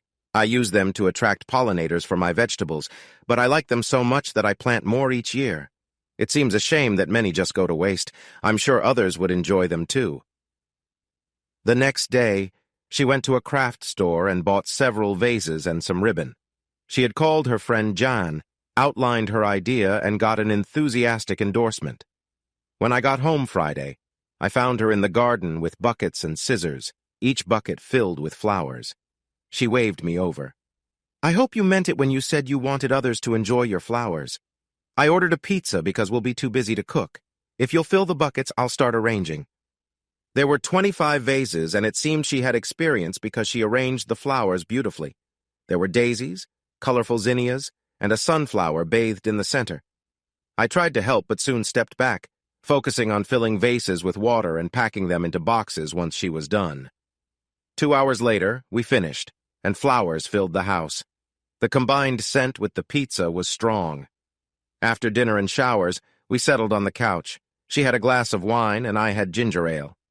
"I think I've been managing my excitement pretty well, but what will you do with all these flowers?" "I'm not doing anything. We are going to the hospital tomorrow to distribute them, starting in the children's ward. Please say you'll help me." Not how I envisioned my Sunday, but her expression made it hard to refuse. All right. Her joy was unmatched. She nestled into my arms, and we enjoyed a moment of closeness. I dozed off, and she woke me, saying it was time for bed. I stumbled into my bedroom, not realizing she was right behind me. She slipped off her robe and twirled, making the light gown she wore lift slightly. I caught a quick glimpse before it settled down. "Bed. We're going to need our sleep." It took me a little while to calm down enough to sleep. She snuggled up, feeling the space between us, and gave me a soft kiss. She was asleep in moments. It took me an hour to fall asleep. The next morning, we went to church again, where I saw Jen engaged in a serious conversation with the preacher. He handed her a paper, and I wondered what it was about. After lunch at the country club, where I had to listen to a long conversation in French, we headed home. Jen got a bit teary when I pulled Steve's truck out of the shed, but she was smiling by the time we loaded the flowers. We had 25 vases, and I thought we would just drop them off at the nurse's station. I was mistaken. There were also a bunch of stuffed toys. 3 nurses and Jan met us at the door, rushing out to help carry in the flowers and toys while chatting excitedly. Jen took out the list from the preacher and began prioritizing. After the first stop, I was ready to go home. The child was only 5 years old and was unwell. The nurse mentioned she liked horses, so Jen took out a unicorn from the stuffed animals for her. When we arrived, the room was empty. It seemed the parents were separated and couldn't be together at the same time, leaving her alone for long stretches. Hearing that made me feel really upset. If she were my child, I couldn't imagine leaving her like that. Despite her situation, the child smiled brightly when she saw visitors, excited about the unicorn and flowers. Jen told her I had grown the flowers, and the little girl asked if she could come see them once she got better. We both promised her that she would be more than welcome. I suddenly got up and walked back to the nurse's station, taking apart a bouquet to make a garland for her head, something my mother had taught me a long time ago. Jen looked surprised when I returned, but smiled through her tears at the child's joy when I placed the garland around her head. We took pictures of her with us, and a nurse who came in said she would print some for her. I still keep a photo of me holding her carefully as she snuggled close to us. I look at it sometimes after she passed, thinking back on the happiness we were able to give her. We planned to stay for about 15 minutes, but ended up staying an hour until her medication sent her off to sleep. Jen spent some time redoing her makeup that had smeared from tears, while I just wiped my eyes, saying I had allergies. We distributed 9 more bouquets to children, then shifted our focus to seniors. The child situation really moved me, but seeing the older people, many of whom were alone, touched my heart deeply. One woman, age 94, hugged a stuffed sheep tightly and thanked us with tears in her eyes. I thought we were finished until Jan took us to the nursery. Seeing all the babies made Jen break down, and she came into my arms, crying heavily, likely thinking of Steve and what could have been. When she calmed down, Janice asked if she'd like to volunteer, saying it would be good for the babies to be held and could help them grow. "Why don't the parents hold them?" Jen asked. "Some of these babies are left here by their mothers who can't care for them. Others may have mothers who struggle with various issues. Some are born needing to go through withdrawal. Those are the ones that really need to be held." Jen said she would come in on Monday morning. The ride home was quiet. Jen changed into comfy clothes, brought a pillow and blanket to the couch, and insisted I snuggle with her. Exhausted emotionally, we both fell asleep, waking just in time for a light supper before heading back to bed. I didn't mention anything when she settled into bed next to me. The next morning, she woke up early to make breakfast, wearing a t-shirt and comfy clothes. I enjoyed the sight as she cooked and felt uplifted the rest of the day. I thought about it while eating my bagged lunch. I knew she was sending me a message, but I felt conflicted. A relationship with her would be incredible, but I needed to be realistic. She was very wealthy, while I had a modest income and lived in a manufactured home. Although I'd made improvements to it, it could never compare to the luxurious lifestyle she was used to. I worried that living together might lead to problems, especially given her tendency to disappear when things got tough. I figured we should talk openly about our expectations and concerns, but those plans didn't materialize. When I got home, I found a very upset Jen. "Your friend came by today. I don't know who was more surprised, her or me. She got back from her trip a bit early and came by to surprise you." "Well, surprise!" I took a deep breath. "Jen, why are you so upset? Did you think I lived like a monk, longing for something I could never have? I live in the real world, you know. I can't just disappear when things aren't going well and expect everything to be the same when I return. People have their lives too," I said. She looked shocked. "I know I messed up. I should have handled things better, but I was grieving and trying to figure out my life again. It wasn't right to vanish like that, but I have a tendency to act without thinking things through. If I had, I probably wouldn't have ended up marrying Steve or even meeting you." That surprised me, as I always thought they were truly in love. She saw my expression. "That didn't come out the way I meant. I did love Steve a lot, but I soon realized that he was more focused on himself. Yes, he loved me, but he also loved having a beautiful ex-model wife to show off. It made him feel like he'd succeeded. I always wanted a family, but after being put off for 2 years, I knew I would have to force the issue. After he passed, I found something while going through his things. He had a vasectomy a year after we married. I guess he was planning to tell me he couldn't have kids, thinking I'd let it go. It wouldn't have worked, though. I remembered how careful he was about everything when we were dating. After that, I knew we would have drifted apart eventually." I thought about that for a moment. "I'm really sorry, Jen, for what you went through and that Steve would do something like that." She sighed. "What are you going to do about your girlfriend?" "I'm going to call her and probably see her soon. She's been away for a few months for a training course in England. She reminds me of you in some ways. Oh, she's beautiful, but she'll never be as stunning as you. She's very accomplished in her field. She's the first woman the company trusted enough to send to this course, and in a few years, she could be a VP if she stays on track. I bet she works twice as hard for half the recognition. Actually, she makes more than most of her colleagues and earns more than I do. Now I need to get ready. I'll probably be home late. Do you remember how to set the security system? She didn't reply, just left abruptly and drove away. Later, Angie wasn't thrilled. How long has she been staying with you? A couple of weeks? Probably another few, and then she'll be gone. I think I remind her of her late husband. Is she looking for a replacement? I know who she is. Anyone who's ever read a magazine knows her. I expected her to look older, but she seems younger than my little sister, and she's only 23. Are you involved with her? I dodged that question. I'm not in a relationship with her, if that's what you're asking. She must be really wealthy. How much is she worth? I don't know. I've never asked, and she's never told me. How much are you worth? That was a sensitive topic. I had a rough idea of her financial situation, and she lived in a large house. She liked taking me to her work events, often dressing me in one of Steve's old suits, but she wasn't happy with my job. She worked in finance and wanted me to quit and start a furniture business. She even had financing lined up. I surprised her by saying no. My parents had struggled, and I didn't want the same for myself. Our relationship had been a little tense, but things settled before she left for her trip. After dinner that night, we spent some time together, reconnecting after the time apart. It was so exhausting that I ended up staying the night. When I got back home, Jen was gone. I just shrugged and moved on. I didn't see her again for another 8 weeks. The next time I saw Jen was at a funeral. It was for a little girl who had been battling cancer. Her mother told me she had passed away peacefully in her sleep. I hadn't heard the news until a sweet older woman came to my door. Hi, you don't know me, but you knew my granddaughter, Julie. Could I speak with you for a moment? I invited her in and offered her some tea. She smiled, appreciating the kindness. Your parents must have raised you well, she said. They tried. She gave me a sad smile. Julie passed away last night. Before she went, she asked me to request something from you. She wanted to know if you could make her a band of flowers, something for her to wear in heaven. Her words hit me hard. I had been bringing flowers to the hospital every week, and the nurses would arrange them.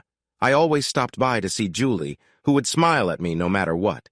She had a few toys and puzzles in her room, and she loved working on them. One day I stopped by, but she was having treatment, and I knew she'd be tired afterward, so I didn't stay. I noticed her favorite toy, a unicorn, sitting next to a bouquet I had brought.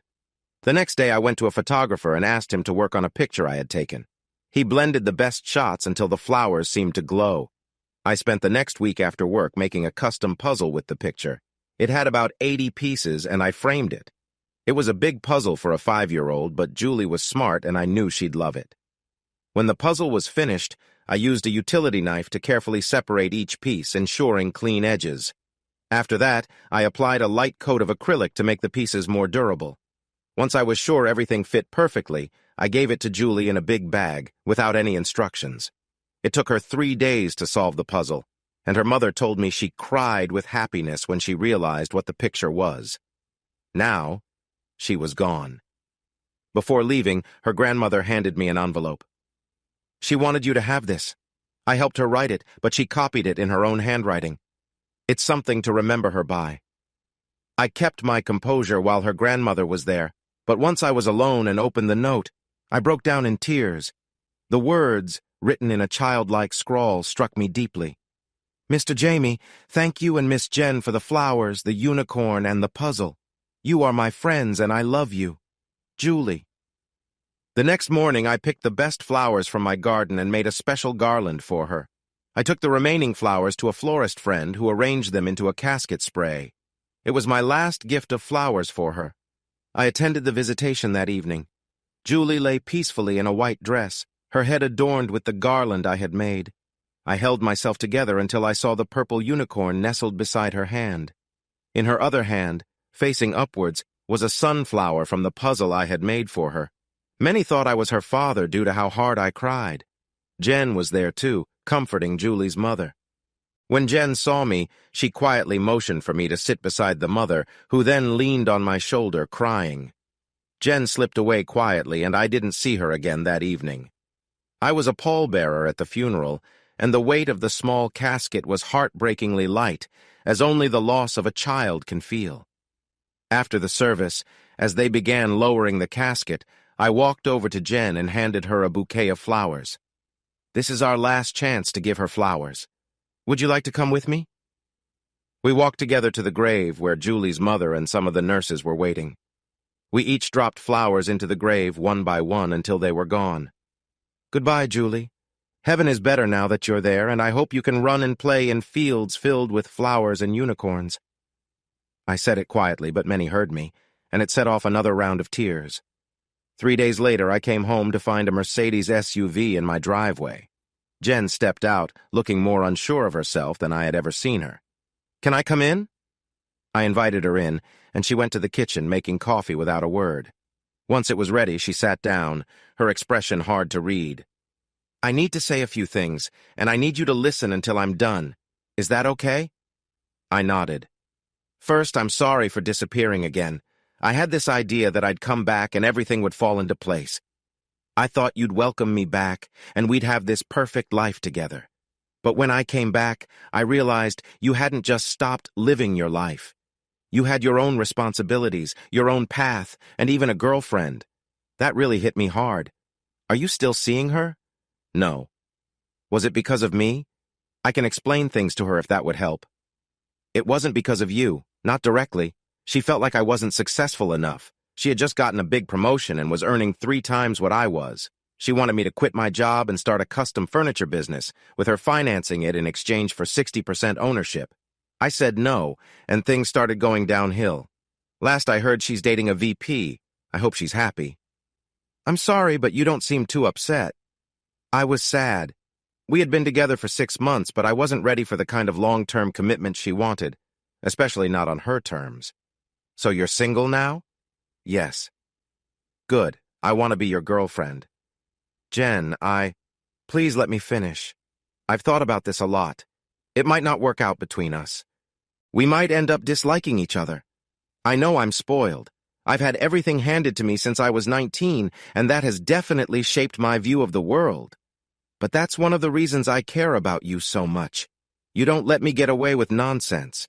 You're gentle about it, but you keep me grounded. If we were together, I think I would grow as a person.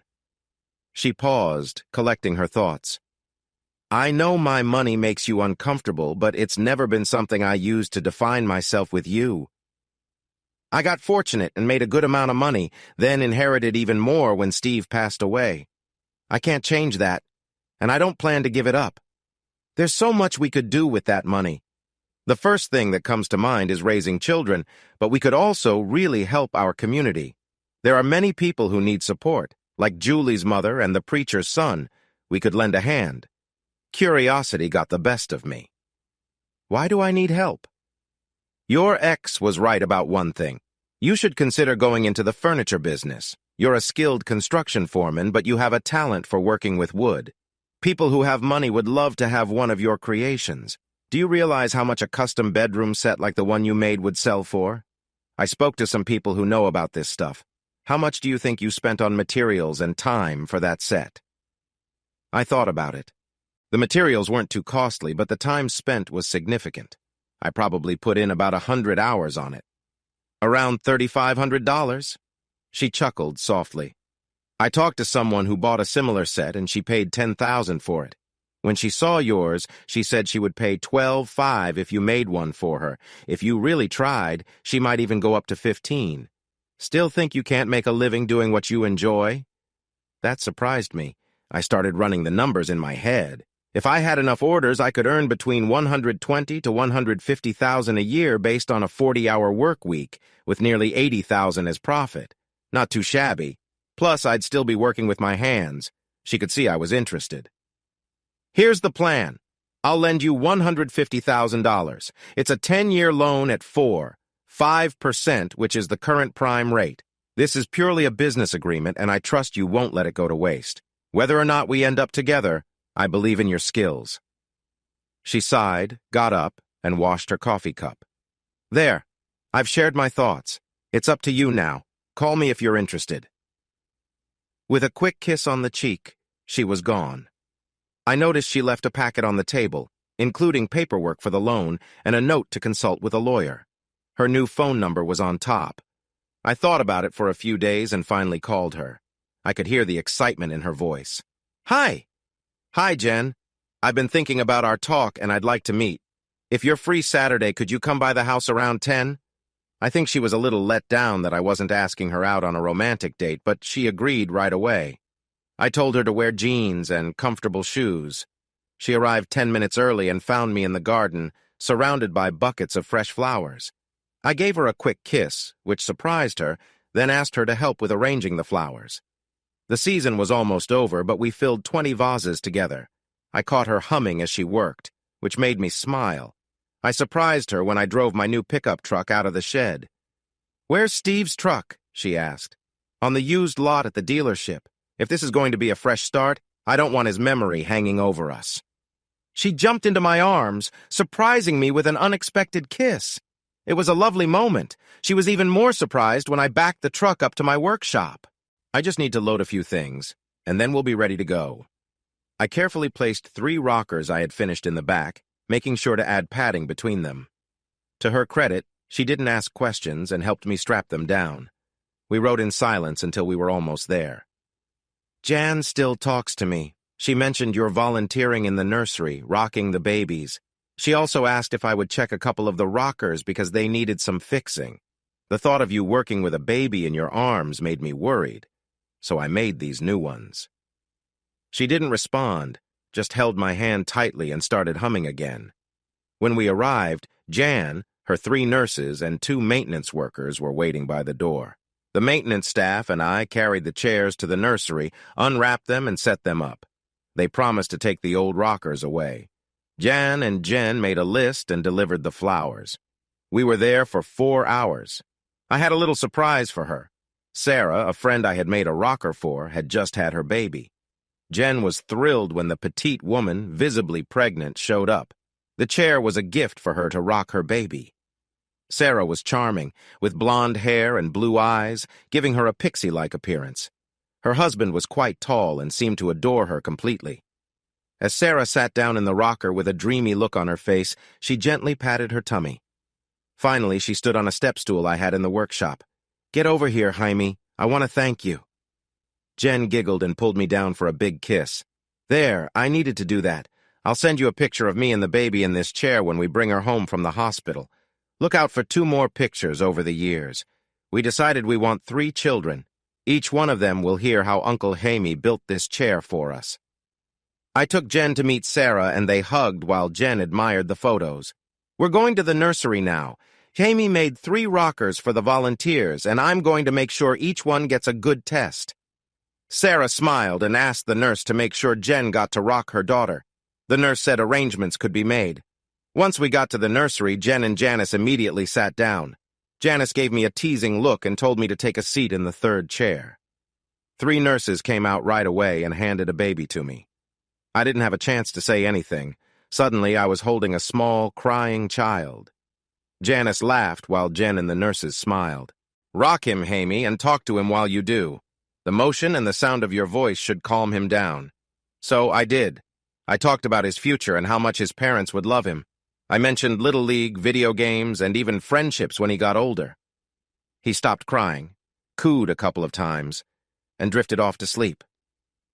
I looked up and saw the other 2 rocking babies quietly, and the nurses standing near us, wiping away tears. It was quite a heartfelt moment. As they took him from my arms, I felt an unexpected emptiness. Jen didn't speak on the way home, and I appreciated the silence, so I didn't break it. When we got back to the house, she looked at me. "What now?" "Well, I think we've done our good deed for the day. How about a nice dinner and some fun at the barn? I'd love to do a little dancing to wrap up the day. I'll pick you up at 7. "On the dot."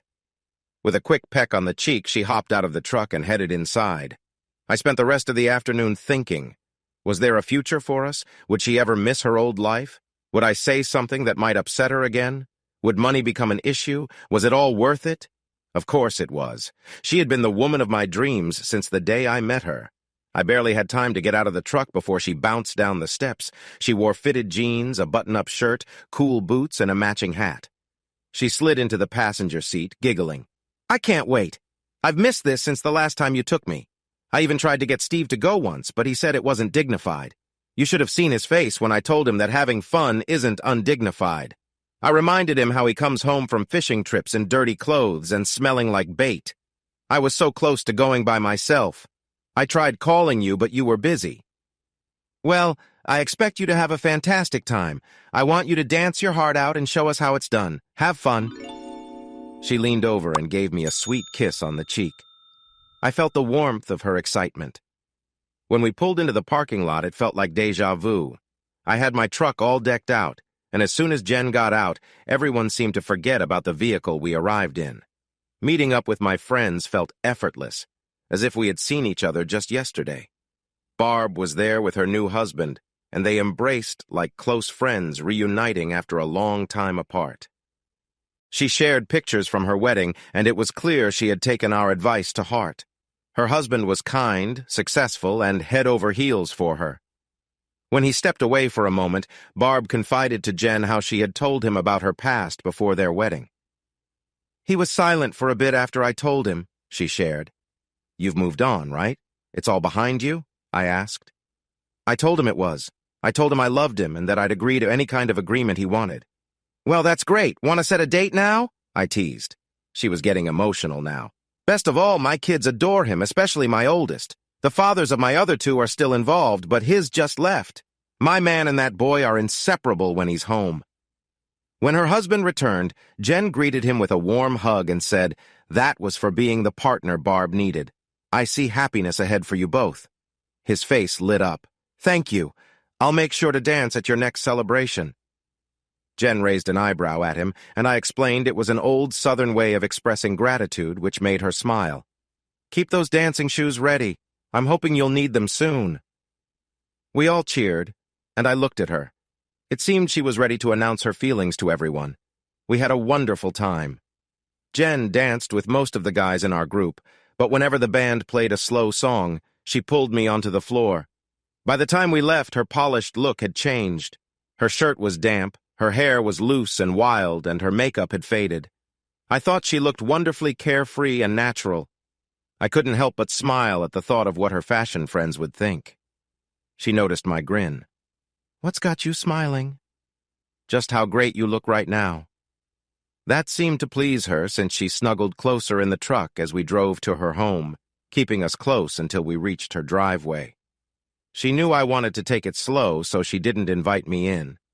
However, we ended up sharing some fun moments in the truck, creating a bit of a steamy atmosphere. When we finally paused from our playful exchanges, she opened her shirt, revealing a lovely top underneath. "Don't touch this until I say so," she joked as she slid out of the truck, laughing as she headed into the house. The next morning, she was knocking on my door bright and early, full of energy.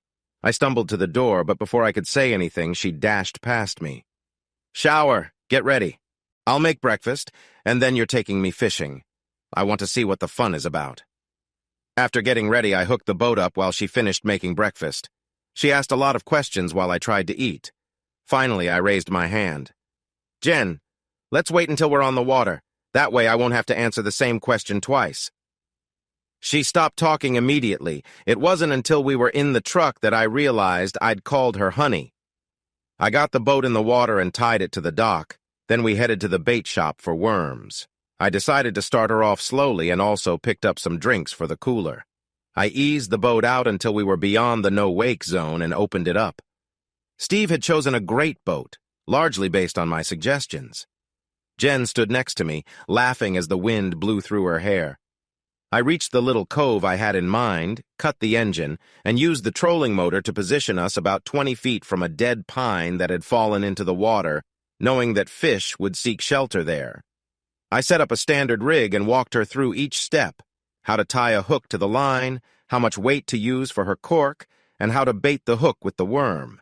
If she was squeamish, she didn't let on. "I'm going to cast it now. Watch me." I flipped the rod and the cork landed a short distance from the tree. I handed the rod to her and told her to keep an eye on the cork. If it went under, she should pull back with steady pressure and reel it in, keeping tension on the line so the fish wouldn't get away. Then, I sat back and watched. "You're not going to fish?" "I'm not here to fish. I'm here to teach you how to fish. Are you watching your cork? It's drifting toward the tree. Don't let it get tangled. As soon as it runs out of line, it'll go under." That's exactly what happened. Jen squealed as the rod bent, reeling in as I had instructed. A few minutes later, I used the net to catch a nice bluegill, about a pound in size. "Well done, Jen. That's a good-sized fish for this kind." "Will you cook it for me?" "Of course. But how about you catch enough for both of us?" We worked the cove for the next hour, moving slowly along the bank. She caught 4 more bluegill, but only one was big enough to keep. As we prepared to leave for another spot, she wanted to make one last cast at the tree. She had been practicing, and despite having to cut her line once when it got tangled, her casting had improved. This time, she cast perfectly, landing about a foot from the tree. The cork went under instantly, and Jen almost shouted when the rod doubled over. She battled the fish for 10 minutes while I waited with the net, catching it just as it shook the hook loose. She had caught a nice bass that weighed about 2.5 pounds. When she asked if it was good to eat, I told her it was, and we placed it in the live well. We explored another cove and found a school of bluegill, adding 3 more to our catch. By that time, it was nearly noon, so we decided to take a break. They don't bite well when it gets too hot. We'd have to return later to catch more. "Can we?" "Sure, but do you want to go home and then come back?" "No, I'd like to stay on the lake. You can teach me how to drive the boat." I had her practice a few laps in a big cove to get used to steering, explaining the rules of the water. Once we reached the main channel, I let her speed up. An hour later, she was navigating like an experienced captain. She seemed disappointed when I told her it was time to go back to the marina. I explained, "If we don't head back soon, we'll have to use the trolling motor. We're almost out of gas." She smoothly approached the pump, and the attendant helped fill it up. For another 20, he parked it in a slip for us while we went to lunch. The marina had a nice grill where we quickly enjoyed a couple of burgers and relaxed in the air conditioning for a bit. We were drawing some attention, but I was used to it by now. Jen was wearing shorts and a cute top, with her hair in a messy bun. I thought I recognized a woman staring at her, but she didn't say anything. I could almost hear her thoughts. Is that Jen Foster? But what would she be doing here with this guy? Lucky guy, though. I completely agreed. I was surprised when Jen stood on the dock and quickly changed into her swimsuit. It was small but tasteful. Everyone turned to look, and even the gas attendant leaned in too far and ended up tipping over into the water. Jen noticed and had a big smile on her face. Then she surprised me by giving me a quick kiss before hopping onto the boat. "Let me drive now. You look a little distracted." We zipped around the lake for an hour before she handed me back the wheel. "Take us somewhere nice." I guided her to the mouth of the lake and into a little cove I had stumbled upon. The trees hung low, so you had to duck to get through, but once we did, it opened up to a beautiful spot with a stretch of sand on one side. I nudged the boat onto the sand and secured it to a large branch. It wasn't long before she had a couple of towels spread out. She lay down, removing her top and tossing it aside. "Give me a massage, please." I did. It was one of the most memorable experiences of my life. I massaged her back and legs, and she asked me to continue. I could feel my hands trembling a bit. When I finished, she turned over, and I was surprised by her playful demeanor. She laughed and said, "You don't want to ignore these. That wouldn't be good." "You're going to relax like this?" "I usually don't wear much. We're in a private spot and the boat is blocking the entrance. We'll hear someone coming before they can see us." As I continued, she let out soft sounds of enjoyment when I massaged her shoulders. I admired her smooth skin as I worked my way down to her legs, starting at her feet and going up to her thighs. "Please don't stop there. I can't go that far. I wouldn't be able to stop afterward." She playfully rubbed my chest. "Do you think it would be so bad to enjoy this moment together here? Just us. I know you might like it." I leaned in to kiss her and stood up. Just as I began to adjust my shorts, I heard a giggle. I quickly pulled them up while she hurried to put her top back on. 2 girls, looking to be in their late teens, paddled by in a red canoe. Sorry to interrupt, it's just so beautiful here. I wanted to show my friend. We'll leave now, one said, looking a bit embarrassed. You're welcome to join us for a bit. If you're thirsty, we have drinks, Jen said with a smile. I slipped into the water, appreciating the coolness. I climbed into the boat, grabbing some drinks and snacks. Jen chatted with them for a while, keeping them engaged as they shared stories. It was clear they were very close. They looked at each other with interest. Jen seemed to captivate them, and they hardly noticed me. When Jen raised an eyebrow at me, I took a fishing rod and went further into the cove. I managed to catch a couple of nice fish before returning. When I did, Jen was comforting them as they shared their feelings. We left them to their moment and went back to the main waterway. I bet they're enjoying the beach right now, I said with a grin. No, I doubt it. It's probably a mix of feelings for them. One just started to realize her feelings, while the other is more experienced and devoted. Did they really share all that with you? One recognized me. I could read between the lines of what they shared. They were curious about models, too. And what did you say? I told them that while many models have diverse preferences, it's not as simple as people think. I've had my own experiences, too, but it wasn't my path. I just want you to know me honestly. Instead of feeling uneasy, I appreciated her openness. We fished until nearly dark. Jen caught a lot, and our catch was impressive by the time we reached the dock. I let her back the truck up, and she handled it well for her first time. She wanted to help clean the fish before leaving, but we shared a long moment together before she got into her car. Later, when I got home from work, I found her sitting on my steps. She was ready for her fish dinner. I showed her how to make sauce and side dishes. I prepared the fish, making sure it was tasty. After cooking, we enjoyed our meal, cleaned up, and settled onto the couch. The heavy meal made us sleepy, and I fell asleep quickly. I woke to the smell of coffee and watched her move around the kitchen. You should get ready. Breakfast is almost done, she said. 20 minutes later, I was at the table enjoying the best omelet I've ever had. Curiously, I asked her about her day-to-day life. She paused, seeming a bit taken aback. Does it bother you? Not at all. I just feel you have too much energy to do nothing all day. You can share if you want, but it's totally okay if you don't want to. I was just curious about how you keep yourself entertained. Her smile returned. I volunteer a lot. I usually spend a couple of hours at the hospital rocking babies. Everyone wants to know where those rockers came from. They even caught one husband trying to sneak one into his wife's room and another trying to take one out the door. I knew that was a light jab at me for not signing the loan papers. She didn't push, but she did bring it up from time to time. What else do you do? Jen looked a bit shy. Well, I spend a few hours each week on the phone and computer with my financial advisors. I've seen some people who didn't manage their money well, and it disappeared fast. That's why I have 3 separate advisors. It was clear she didn't want to remind me about her wealth. Good thinking. I trust my friends for many things, but only a few when it comes to money. She sighed in relief.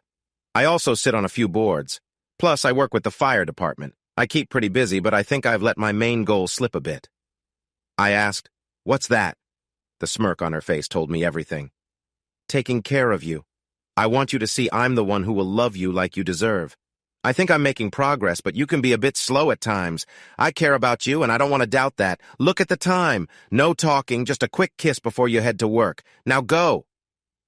I left feeling a bit dazed, her lips still on mine. It made focusing on work tough. The guys noticed and started teasing. They quieted down fast when Jen stopped by just before lunch. Everyone stopped what they were doing to watch as she got out of her car. You forgot your phone. How will I know what you'd like for dinner? Oh, and I brought you lunch. She handed me a bag and a thermos, gave me a quick kiss, and then she was off. The guys were silent for a moment, then one chimed in, Wow, Jamie, you're doing great there. Another added, She looks like that supermodel. Lucky guy. I grinned. Yeah, she gets that a lot. My concrete guy said, But she must be a bit confused to be with you. Does she see something we don't? She's probably smarter than all of us. That wasn't an ordinary car she drove. She's amazing, financially secure, and she even likes fishing. She's my ideal partner. Even as those words left my mouth, I believed them completely. She was beyond my dream partner. She was truly special to me. I had a moment of realization. She really was my ideal partner. But how often do ideal situations turn out as hoped? Not many. Most fairy tales don't have such perfect beginnings. Take Cinderella. In one version, her stepmother forced her to dance in pain. Many stories were full of challenges meant to keep children safe. Things got a bit trickier when I got home. A familiar sight made me sigh. Mom. We didn't always see eye to eye, mostly because she wanted me to settle down with a nice girl and start a family. I wondered what she would think of Jen. As usual, I entered through the back door and was surprised to hear laughter. I heard Jen talking. So, that's how she ended up with a lobster on her. They stopped when I entered, but their smiles were bright. Looks like you've met Mom. Mom said, yes, it's a pity I had to come here not knowing there was someone in his life. Were you ever going to introduce us?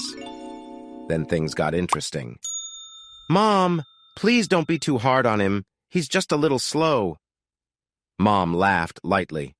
Honey, if it was up to him, I'd hear about you sometime between the second and third child. I'm glad you're in his life. He's worth the effort. And if things get tough, just call for backup. I'm sure you haven't met his grandmother yet, have you? Jen looked surprised, realizing I hadn't spoken much about my family. Maybe now she'd understand. No, but I can't wait. Can you come for lunch on Sunday? We could have Jamie grill, or better yet, do a fish fry. Just don't arrive before 1, though, so we have time to get back from church. If Mom's smile got any bigger, I thought her face might split. We'll be there. I might bring my sister and a few of his cousins. You'll meet most of the family at once. Just let me know how many will come so I can prepare. I sat back while they chatted, mostly ignoring me. When Mom got ready to leave, she gave Jen a big hug. She turned to me, pecked my cheek, and whispered, She's a keeper, son. Make sure to hold on to her. Jen just smiled. We had a light dinner since neither of us was very hungry. After cleaning up, we cuddled on the couch. After some cozy moments, I gently pushed her back, sensing her disappointment. I leaned in for another kiss. I want to discuss something, love. Your closeness makes it hard for me to think clearly. Jen looked a bit nervous. What do you want to talk about? About us. Now she looked even more anxious. What about us?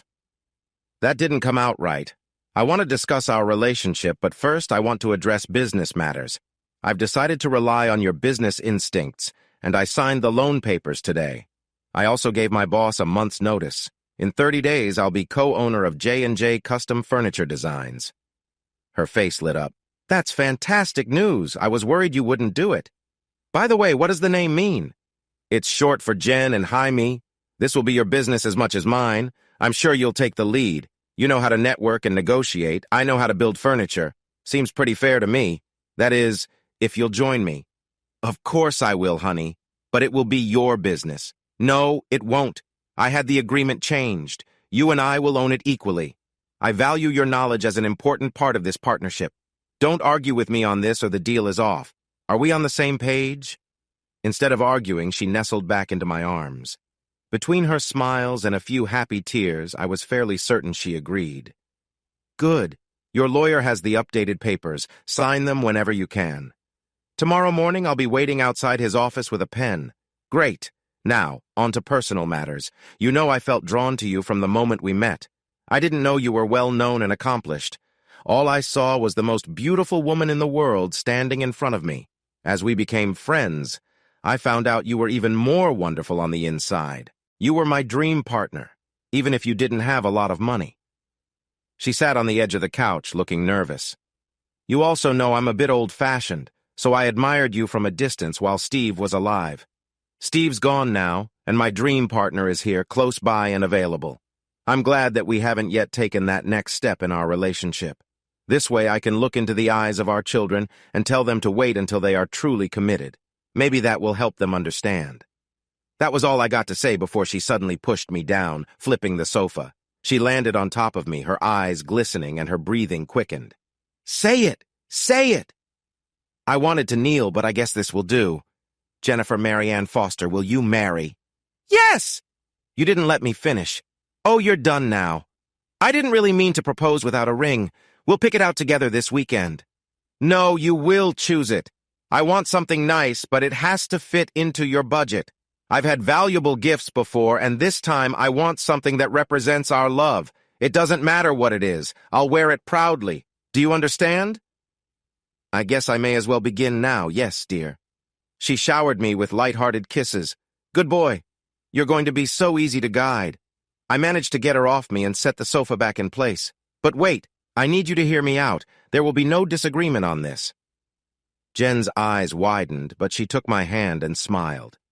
First, I know you come from wealth that I may never have, but I don't mind that at all. You will want things when we start a family, and I'm okay with you spending on those things. However, I want our children to grow up balanced, not spoiled. They should appreciate hard work and saving. I also want a prenup. Your lawyer put one together for me. Honestly, I never wanted your money, so if we don't work out, I want it clear. You keep what's yours, I keep what's mine, and everything we build together will be divided equally. I'm not entering this to fail, and I'm sure you aren't either, so it will just be a piece of paper we don't think about. Agreed? Can we possibly? Nope. Take it or leave it. I want you to know for sure that I care about you, not your wealth or fame. She had a tough time concealing her amusement, so she looked down and said, Yes, dear.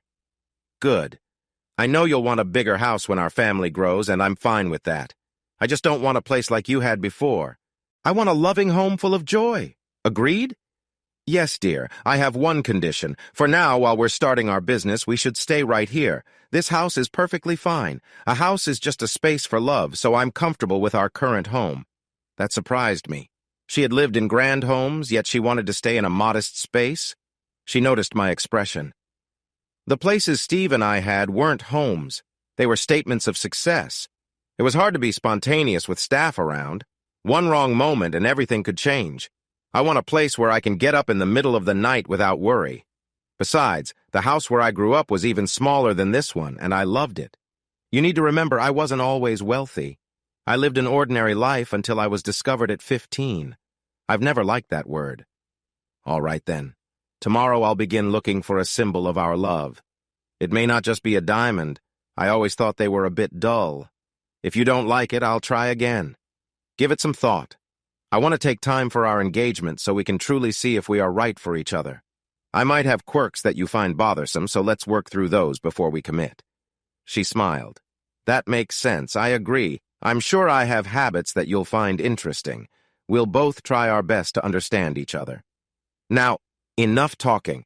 Let's take the next step in our relationship, she said with a smile. I have to say, being close to someone I loved so deeply was something I had never experienced before. It wasn't about her wealth or appearance. It was the connection we shared. Every moment felt special because of how much she meant to me. Throughout the evening, we spent time together, learning more about each other, sharing stories, and enjoying the peaceful moments. We found ourselves laughing and talking late into the night, creating memories that we would both cherish. She told me how much she appreciated the simple things, and I realized how much we had in common. We eventually fell asleep, holding each other close. The next morning, she woke me up, smiling. It's a new day. Let's start fresh, she said. I have to get ready for work, I replied, glancing at the clock. Not today. I already called your boss and let him know you wouldn't be in. You can take the day off. Now let's get cleaned up and ready for the day. We spent the morning relaxing, and after I got dressed, she gave me a kiss and sent me off to run some errands. As I drove away, I felt a deep sense of happiness. I didn't need to shop for a ring. I had already planned ahead. I had a custom ring made, a heart-shaped diamond, flanked by 2 small emerald hearts. The bands were designed to resemble keys, and the inscription inside read, "You'll always have the key to my heart." When I gave it to her, she was overcome with emotion, crying happy tears and hugging me tightly. For the rest of the week, we spent time enjoying the last flowers of the season. We made bouquets and shared them with our friends. Jen was subtle but excited when she showed Janice the ring, and soon all the nurses joined in a group hug to celebrate the good news. When we distributed the bouquets, I made sure to thank Janice and the nurses for everything they had done.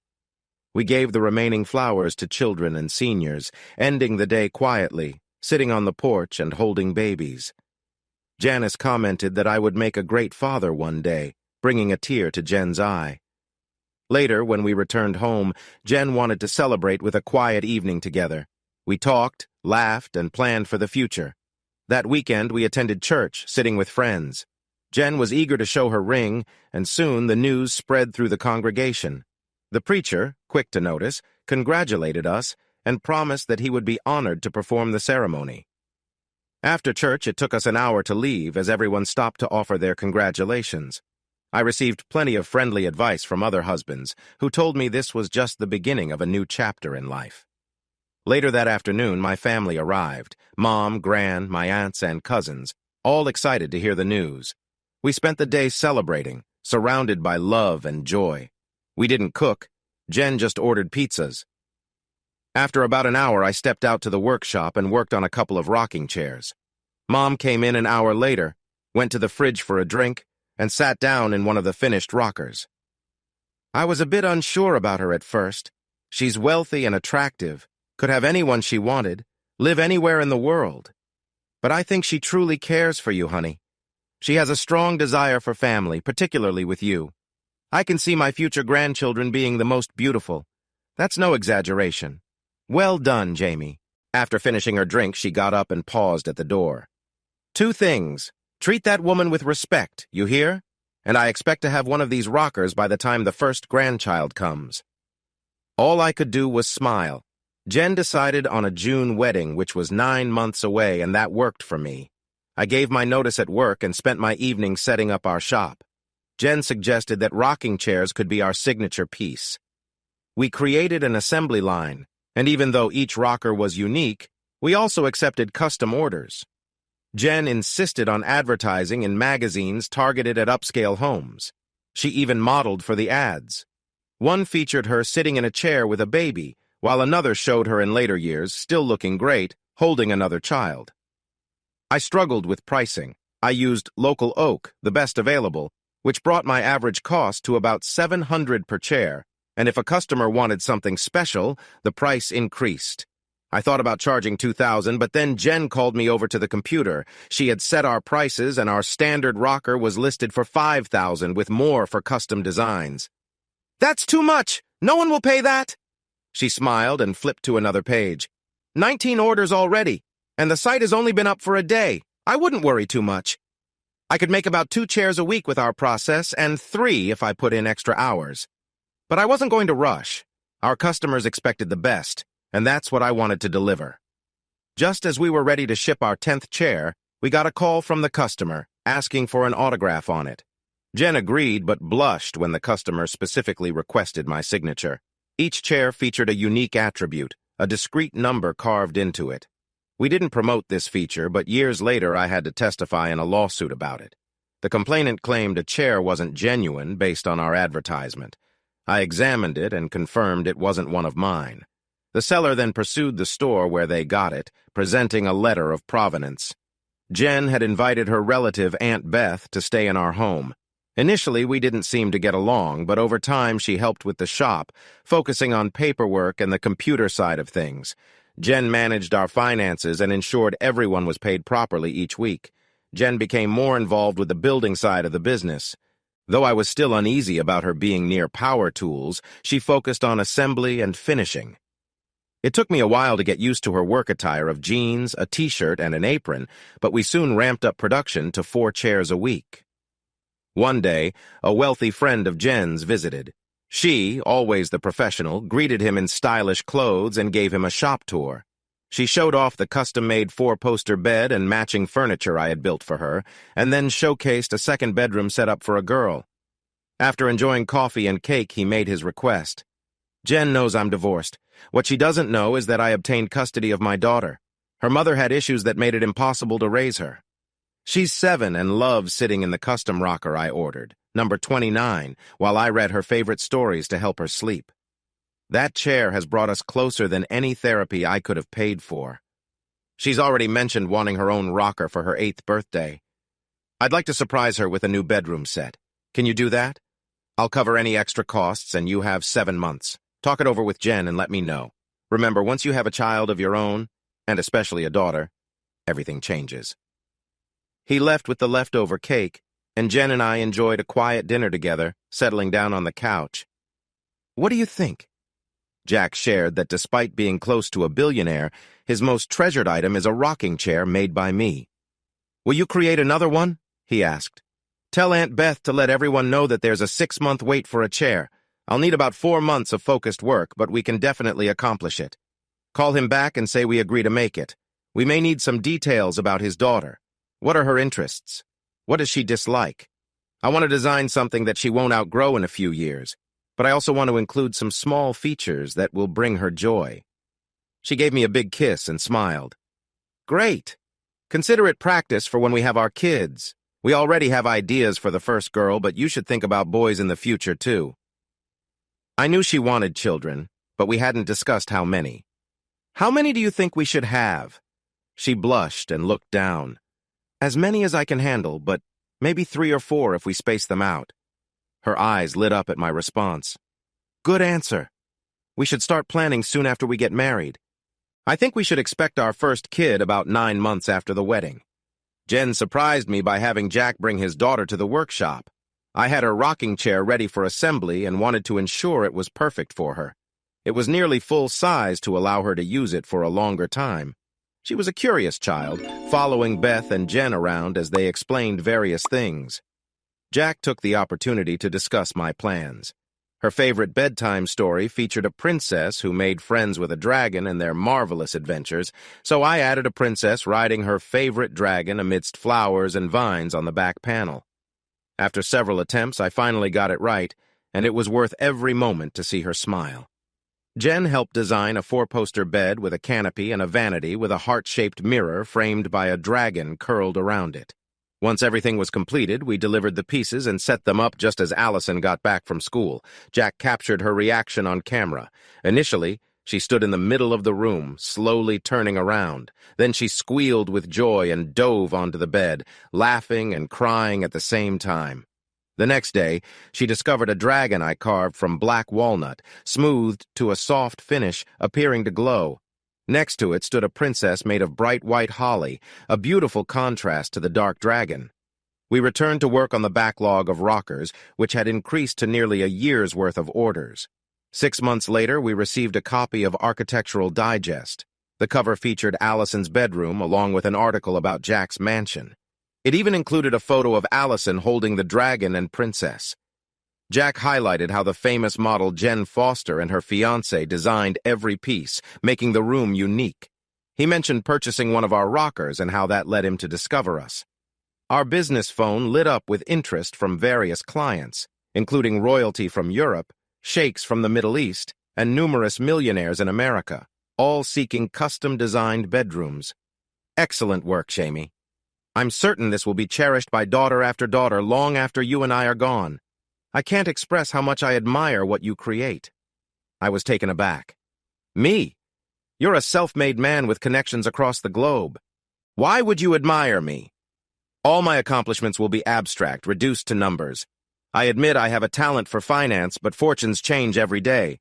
Your creations will outlast both our legacies.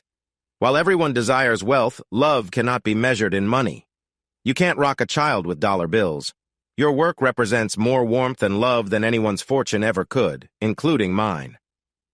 Jen has a way of seeing things clearly. How does she see me? She said you're the most genuine person she knows, a man who stands firm in his beliefs without regret and always prioritizes his family. You're a rare find, my friend. For some reason, that conversation stayed with me. Jack surprised me by asking if Jen and I would join him and his daughter for fishing. The following weekend, we took them out on the boat. Jen was having a great time teaching Allison, who lit up with joy when she hooked her first fish. Jack caught a few as well and ended up investing in a medium-sized pontoon boat. He loved taking it out on the lake every Saturday, often joined by one mother in particular, a widow whose daughter was close friends with Allison. Despite her less wealthy background, Jen joked that we might need to design another bedroom soon. As winter set in, fishing came to a halt unless you were dedicated. And as much as I loved it, I wasn't keen on braving the cold. 2 friends of mine still fished through the ice, clearing their lines often. No thanks. Jen persuaded me to take a vacation in January, and we flew to Vail for a ski trip. We brought Mom and Aunt Beth as well, with them enjoying shopping while we hit the slopes. The condo where we stayed was lovely. Usually I didn't bring it up, but curiosity got the best of me, and I asked how much it cost to stay there for a night. Nothing, honey. We own it. That was surprising. Jen giggled at the look on my face. It's an investment. We rent it out when we don't use it, and the profits go to local volunteer fire departments. We even let firefighters stay here for free during the off-season, and it's all tax-deductible. Jen had found an upscale country western club online, and one night we decided to go. She had even bought cowgirl outfits for my mom and Beth, complete with hats. It was a little strange realizing how great my mom looked, but it didn't bother the men who asked her to dance. Some were as young as 25, while others were in their 60s. Beth wasn't as flashy, but she still had plenty of dance partners. We all returned home exhausted, and Jen couldn't stop laughing when she noticed Beth had come back without her bra. Beth hurried to her room while Mom just smiled. Don't be too hard on her. It's her first time out in years since her husband passed. Good for her, I say. Jen teased a little. Did you have a wild time too, Mom? Mom grinned. I didn't lose my bra, if that's what you're asking, but I will miss those matching panties. Good night, kids. I sat there with my mouth open as Jen rolled around laughing. March came, and Jen had been going through the seed catalogs I always ordered, planning our flower beds for the season. Based on how much she ordered, I knew I'd need to expand the garden. A lot. Mom and Beth had become close after that vacation, and they joined a book club together, which expanded their circle of friends. It also led to the occasional girls' night out. Jen went along a few times and came back laughing about their antics, but it wasn't something she did regularly. One of Jen's Christmas gifts to both of us was a really nice computer with CAD capabilities to help us design furniture. It turned out to be a great tool. I wasn't very computer savvy, but I picked it up quickly. One day, there was a knock on the shop door, and Jen answered. I saw her take a young woman into the small office space we used. After about 20 minutes, they shook hands, and Jen introduced her to me.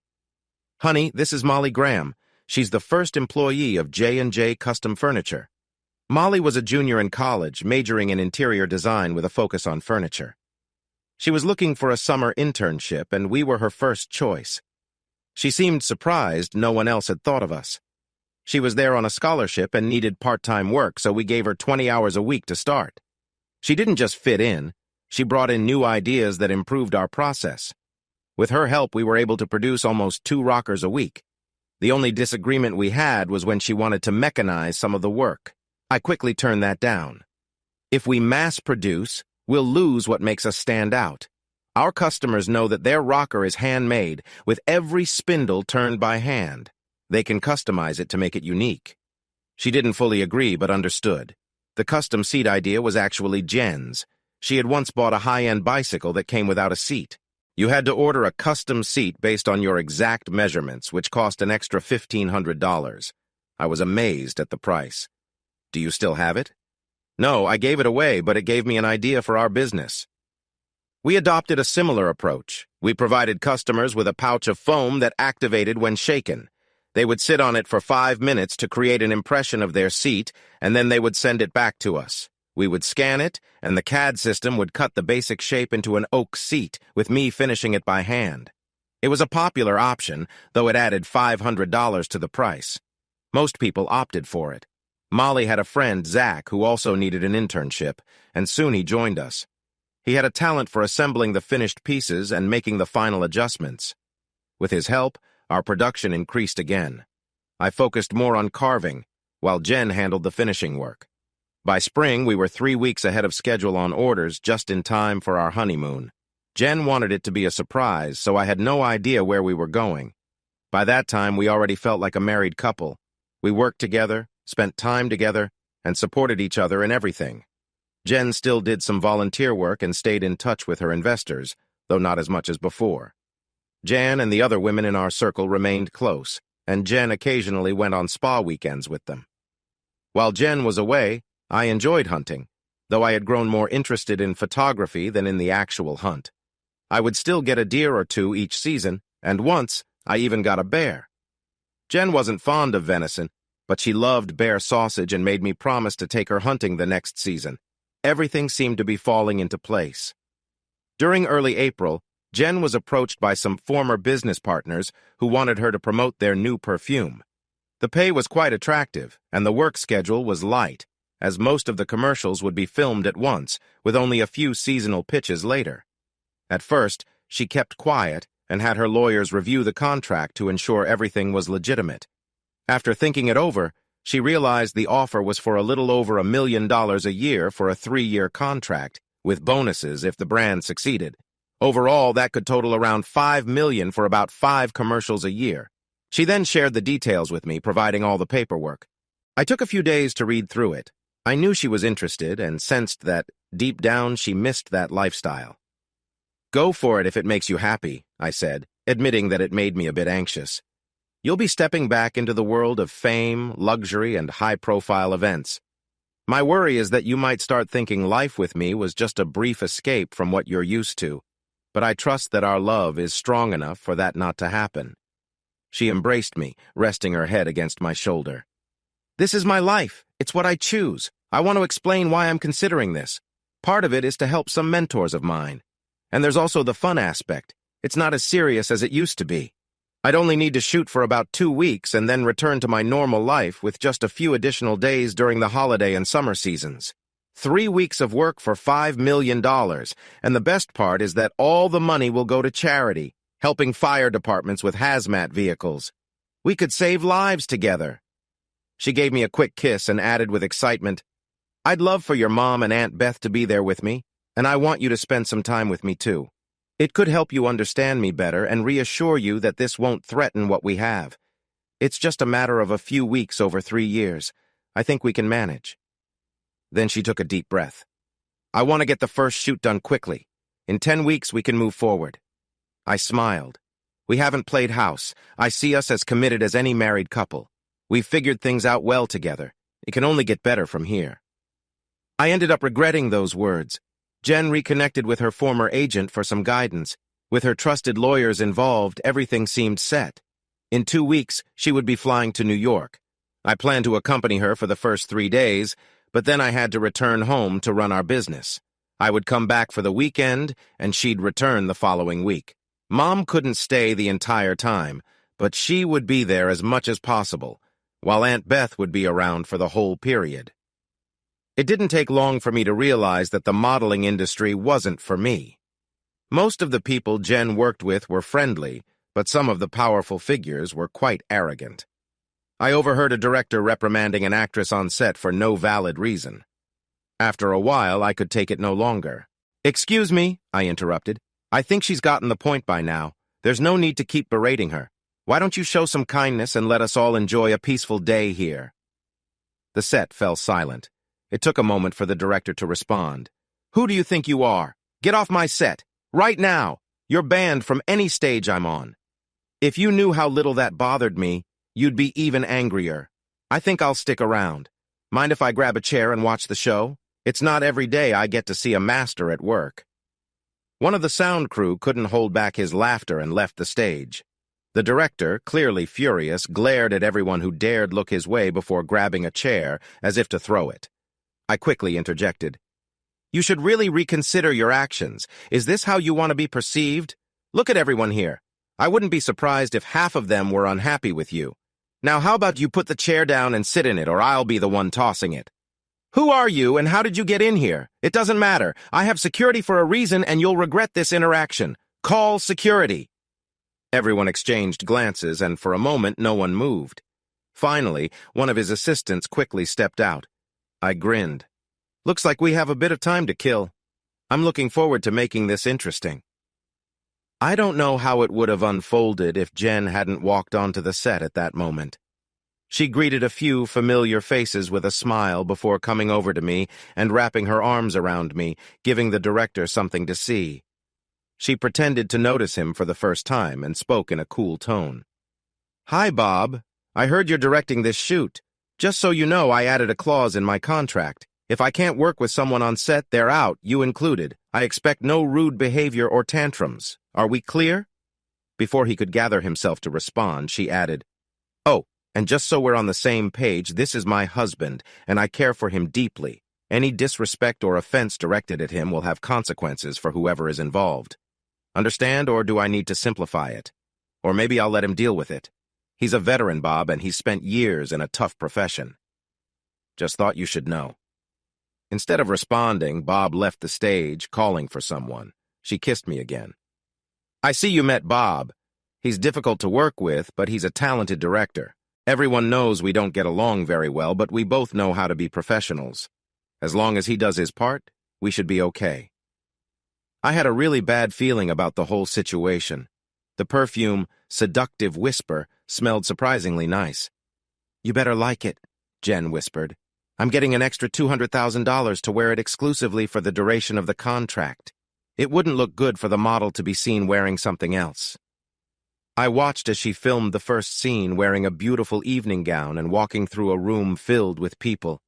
Everyone stopped and stared, especially the men. She reached the doorway and looked back, winking at the camera. "Never underestimate the power of a seductive whisper," she said with a smile, playfully beckoning to the most charming man in the room. He hurried over to her, looking a bit flustered as she casually interacted with him. It took 8 takes and was filmed with 5 cameras. The editor put the pieces together, and we watched it with the producer and the product owner. They were pleased with the result. Bob, of course, disagreed, suggesting she should wear something more revealing. The owner responded with a laugh. "It's named Seductive Whisper, not something inappropriate. This is much stronger this way, implying rather than saying outright. I like it." The producer quickly said he would prepare it for final approval by the next day, and it could be on television, streaming, and movie trailers by the end of the week. Bob walked out, frustrated. Jen just smiled. I needed to focus on business. It wasn't that I didn't trust our interns, but I was particularly wary of Molly. She was always looking for ways to cut corners and push for quicker results. I finally explained to her that when she owned her own business, she could make those choices. Jen and I had agreed to let her stay through the summer if she acted professionally, after which we could part ways. I was right about Molly. She had taken advantage of our trust and pushed out more products than our model could handle. I inspected the items and found 2 that needed to be taken apart and redone, which was frustrating after the glue had set. I would probably have to reject those and choose to repair them for donation instead. When I confronted her about it, Molly reacted angrily. She argued that it was time to modernize our approach. I decided to let her go. She was shocked. "You'll have a hard time replacing me. I'm really good at my job." "That might explain why I'm losing money on poor quality work. I'm truly sorry, Molly. You could be a great craftsman with more discipline. However, you prefer to take shortcuts. Let's agree to part ways and move on." She immediately filed a complaint with the labor board, claiming unfair treatment. I notified the local office that I would provide video evidence of our interactions, including audio, and insisted they review everything. I also stated my intent to pursue legal action for false accusations and damage to my reputation. Then I had my lawyer serve her with a lawsuit for slander and any other relevant charges. 2 days later, she contacted him, offering to withdraw her complaint if I would drop mine. We let her wait for 2 weeks before agreeing, on the condition she issue a public apology. It was challenging for her, but she did it. I had wired the shop for security due to attempted break-ins, which threatened our finished products. If someone entered without the safety code, an alarm was triggered at both my home and the local sheriff's office. They caught 2 intruders but missed another one. I figured they would be easy to identify if they went to a hospital. While all this was happening, I couldn't return to New York. Jen was set to arrive in 2 days when Beth called. "You need to get up here. Something's happened, and Jen looks really upset. She won't let me out of her sight, and your mom is already on her way."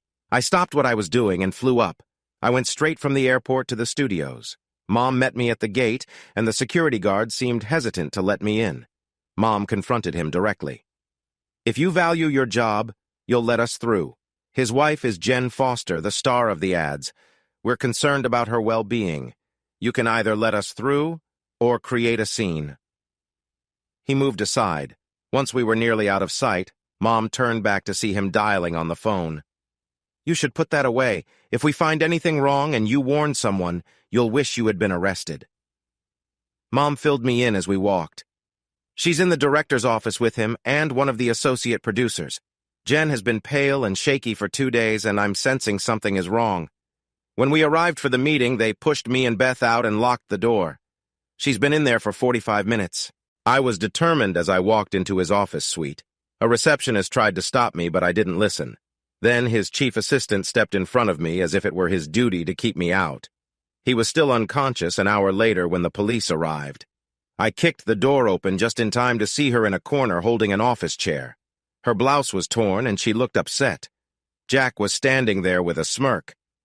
"If you don't change right now, I'll make sure your husband sees the video." He waved a phone at her while another man tried to grab the chair. Jack turned when I burst through the door, but not in time to avoid my punch to his jaw. He hit the floor and I followed up with a shot to his stomach. He was gasping for breath when I turned to the other man. "Wait a minute. If you don't." I injured his knee and then jabbed my knee into his face as he fell. I kicked him again for good measure. Jen screamed and collapsed. I was holding her, gently touching her face when the police arrived. It was fortunate that Jen was wealthy because they took me to jail. I faced charges of trespassing and assault, 3 counts, 1 for each man I had to subdue, breaking and entering for kicking the door down, and a few more charges I can't quite remember. My bail was set at $1 million, which Jen quickly paid. During the trial, more of the truth came out. Jen had been given a drug at a cocktail party days before the incident. They almost harmed her, but she suddenly regained her senses and reacted in self-defense. They managed to get her into bed before they opened the door, claiming she'd had too much to drink. Jen knew something was wrong and went to confront Jack when I showed up. She had been holding the chair and calling for help. How did we know all this? I took Jack's phone before the police arrived. He was filming Jen fighting back and making cruel comments. There was footage of them trying to take advantage of her, along with troubling recordings of 2 other women who had been harmed. I handed the phone to the district attorney, warning him that I had backups, and if justice wasn't served, the videos would be shared widely. Even if Jack escaped legal consequences, public opinion would ruin his career. There was some debate about whether this evidence was legally obtained, but in the end, since I had retrieved the phone, it was deemed acceptable. It was reported that Jack fainted when the police started questioning him. They had already interrogated the producer, who quickly cooperated to save himself. Jack tried to get Jen to retract her complaint, offering her money. She laughed and said, "His lawyers would cost more than that. It's money well spent." The case never went to trial. Jack accepted a plea deal. He agreed to plead guilty to lesser charges and received 5 years at a low-security facility, eligible for parole in 13 months. He also had to register as a sex offender, putting an end to his career. The 2 women he had harmed previously were suing him, making it likely he'd be broke when he got out. I didn't intend for it to happen, but I heard he had some tough experiences while incarcerated, getting hurt several times and learning what it felt like to be powerless. While it had amenities, it was still prison. The producer had a harder time, serving 7 months in a regular facility. I wasn't sure how he fared, but I knew he had issues with fighting and ended up serving additional time. The receptionist and assistant withdrew their accusations when they learned that the district attorney was considering charging them with complicity. The owner of the perfume line and the executive producer were furious and regretful about what Jen had endured. They promised her that her next project would be in a different location, with a crew she could approve before filming began. Jen thought it through and decided to go ahead with the contract. Her next shoot was planned in Miami for the summer and Aspen for the winter. Despite the complications, I managed to avoid jail time. In court, the lawyers painted me as a man trying to protect his wife, which was true. I was placed on probation for a year and advised to stay out of New York during that time. They made an exception for the first visit, allowing it to be in my home state afterward. Jen recovered in time for our wedding. I suggested we postpone it until she felt more settled, but she insisted otherwise. Not just no, but absolutely not. I need this, honey. I want happy memories, not to be haunted by nightmares. So, an average man married a famous supermodel in a quaint church on a sunny June afternoon. The ceremony was beautiful, though we had to hire extra police to keep reporters at bay. A few unruly ones were arrested, much to their surprise, and held until the event ended. The others caught on and behaved themselves. More than 200 cameras flashed as we exited the church. Jen's face lit up with happiness as she happily blew kisses to the reporters. The police found it amusing that the reporters wouldn't have another chance for pictures, since we quickly got into the small helicopter we had hidden away and took off before they could react. At first, we expected a few reporters because she was still well known. However, her recent situation and the legal action that followed brought her back into the public eye. It became hectic enough that we had to put up a fence around our home and hire security for a while. It turned into a game. The guards would let us know where they were, and I'd grab the clay targets and our thrower. We set the targets to fly high in the air, right over their heads, and had fun shooting them down. Jen was fantastic at it and laughed every time they would break cover and run as pieces rained down. A few tried to complain, but the sheriff just shrugged it off, saying it was our right to discharge our firearms on our property. We decided to vacation in a warm location on a private island. On the third day, I mentioned it was time to think about starting a family, and she laughed while rubbing her tummy, saying she was already 10 weeks along. As I lay beside her, I admired the smoothness of her back. In 3 weeks, we would celebrate our 30th anniversary on that same little island where we had honeymooned. Now, we actually owned the island. The previous owner hadn't managed his money well, and when he had to sell it, Jen bought it without telling me. We had owned it for 10 years, making it our favorite getaway. Our daughter, JJ, Jen Jr., had chosen to follow my footsteps and began a career in furniture design. I wish she had focused on more traditional materials, but she won awards, so I was proud of her. She did ask me to make a rocking chair when she and her husband announced they were expecting. Her daughter is now 8 and loves spending time with Grandma Jen. I think she likes me too, possibly because of the little figures I carve for her. Our son Eric took a different path and became a lawyer.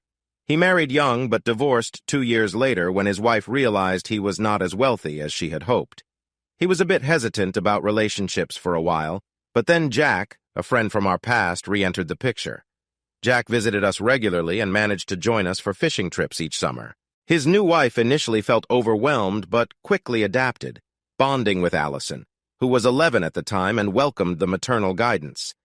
Bonnie, Jack's wife, became very protective of Allison, much like a mother bear. I often thought about what would happen to the first boy who dared to ask Allison out. Likely she'd know everything about him long before he arrived. At Allison's maternity shower, she cried joyfully when we gifted her the rocking chair. Jack wanted to buy it, but we insisted it be a gift. They were having a girl, and Jack had no chance of escaping that. Fast forward 26 years. Jack brought his family for our annual fishing trip. By then, our kids were grown but still loved being on the water. We rented a couple of pontoon boats to accommodate everyone, and the older folks ended up together while the younger ones paired off. JJ, her husband, and their 3 kids teamed up with Allison and her second husband, along with their children, while Eric spent time with Jack's youngest daughter, Melanie. We often heard them debating across the water, which made us exchange knowing smiles. Eric was navigating through his post-divorce emotions, and Melanie had recently ended a long relationship, causing some tension. However, whatever they were discussing seemed resolved by the time we returned to the landing. Everyone headed back to the house to clean fish and prepare for dinner, except for Eric and Melanie, who chose to go on a sunset cruise. They ended up marrying 14 months later and soon announced Melanie's pregnancy. Later that evening, Jack approached me, asking for help with building a rocking chair for their new baby. I was more than happy to assist. They didn't feel a prenup was necessary, and Jack expressed how confident he felt about their union. Jen had encouraged me to retire at 50, but I still enjoyed making rockers or furniture for old friends from time to time. Occasionally, I would think of her first husband, Steve. He had everything anyone could want, but was never satisfied. I sometimes felt guilty about my happiness, especially considering his passing, but I believed that if Jen had discovered his secret, they might have separated. I regretted having negative thoughts about him, but I felt he should have prioritized Jen's happiness. I believe if he couldn't provide that, he should have let her go. It seemed he was too focused on maintaining the appearance of the perfect couple, forgetting that Jen, despite her beauty, was simply a person who deserved love, respect, and attention. Seems pretty simple, doesn't it? I had a friend from my childhood whom I lost touch with over the years. I invited him to my wedding, and I was quite surprised when he showed up with a lovely woman by his side. After that, he became an occasional visitor, always stopping by briefly on his way somewhere. Lenny, to be honest, wasn't a traditionally good-looking man. However, his strong personality allowed him to stand out among those around him, which helped me understand his relationship. Despite his average looks and casual clothes, Lenny was well known. He wrote his first novel at 29, followed by his first bestseller at 33, and had several successful books by the time he was 50. 7 of his works had been made into films. We didn't even know he had such talent. I thought of him as I looked at Jen's smooth back. We were sitting together at a table as the reception was winding down. Lenny had always possessed a quirky sense of humor, and he had been laughing all night. Finally, Jen asked him what he found so funny. "You two? Not in a joking way, though. You're like characters from a story, proof that good things happen." Of course, he had to explain further. "Most people don't know this, but I practiced my writing by creating stories online. My editor suggested it, saying it would help me build an audience for my novels, and I ended up enjoying it. I'm thorough in my research, so before writing my first piece, I learned about different genres. There's a common theme, a rich person falling for an average individual who has been hurt before. Other than the past experiences, you guys are a perfect fit. I could write about it, but no one would believe it." Jen considered that for a moment and even looked up some of his old work. This led to some interesting conversations and experiences that were all positive. One day, Melody and the girls came by, laughing as they hopped into Jen's SUV for an afternoon outing. That night, I noticed a bandage on her shoulder. She assured me it was just a minor procedure she had undergone, something so simple that she didn't want me to worry. 3 days later, she came out of the shower with some cream in her hand. "Honey, will you apply this to my shoulder?" The person who did the procedure said it would help it heal faster. I agreed without hesitation. I was surprised when she turned her back. The procedure turned out to be a tattoo, something she had always wanted but hadn't gotten while modeling. She mentioned that she had worked with women who had tattoos and how much longer they had to spend in the makeup chair for shoots to cover them, so she had waited. The tattoo depicted 2 unicorns, a male and a female, with their necks entwined. The artist was very skilled, and the colors were vibrant with exquisite detail. It was beautiful, and I told her so, promising to admire it once it healed. A year after our son JJ was born, the tattoo was expanded to include a small unicorn beside the couple. After our second child, Eric, another was added on the other side. The artist requested permission to showcase her tattoos in a magazine article about his work. It was the last time Jen modeled, glancing back with a smile as her back glowed, showcasing the tattoos beautifully. This became the cover photo for the issue. The artist soon became very sought after, turning down work from many celebrities who wanted similar designs. Part of the agreement for him to display her tattoo was that he wouldn't create another, and he honored that commitment. I gently kissed the small unicorns and admired the larger one. Jen smiled and pulled me close. Sometimes fairy tales do come true. Hey listeners, if you enjoyed watching this video and want to stay updated with our latest content, don't forget to hit that subscribe button and turn on notifications. You won't want to miss out on what's coming next. Thanks for watching, and see you in the next video with Queen Cheating Tales.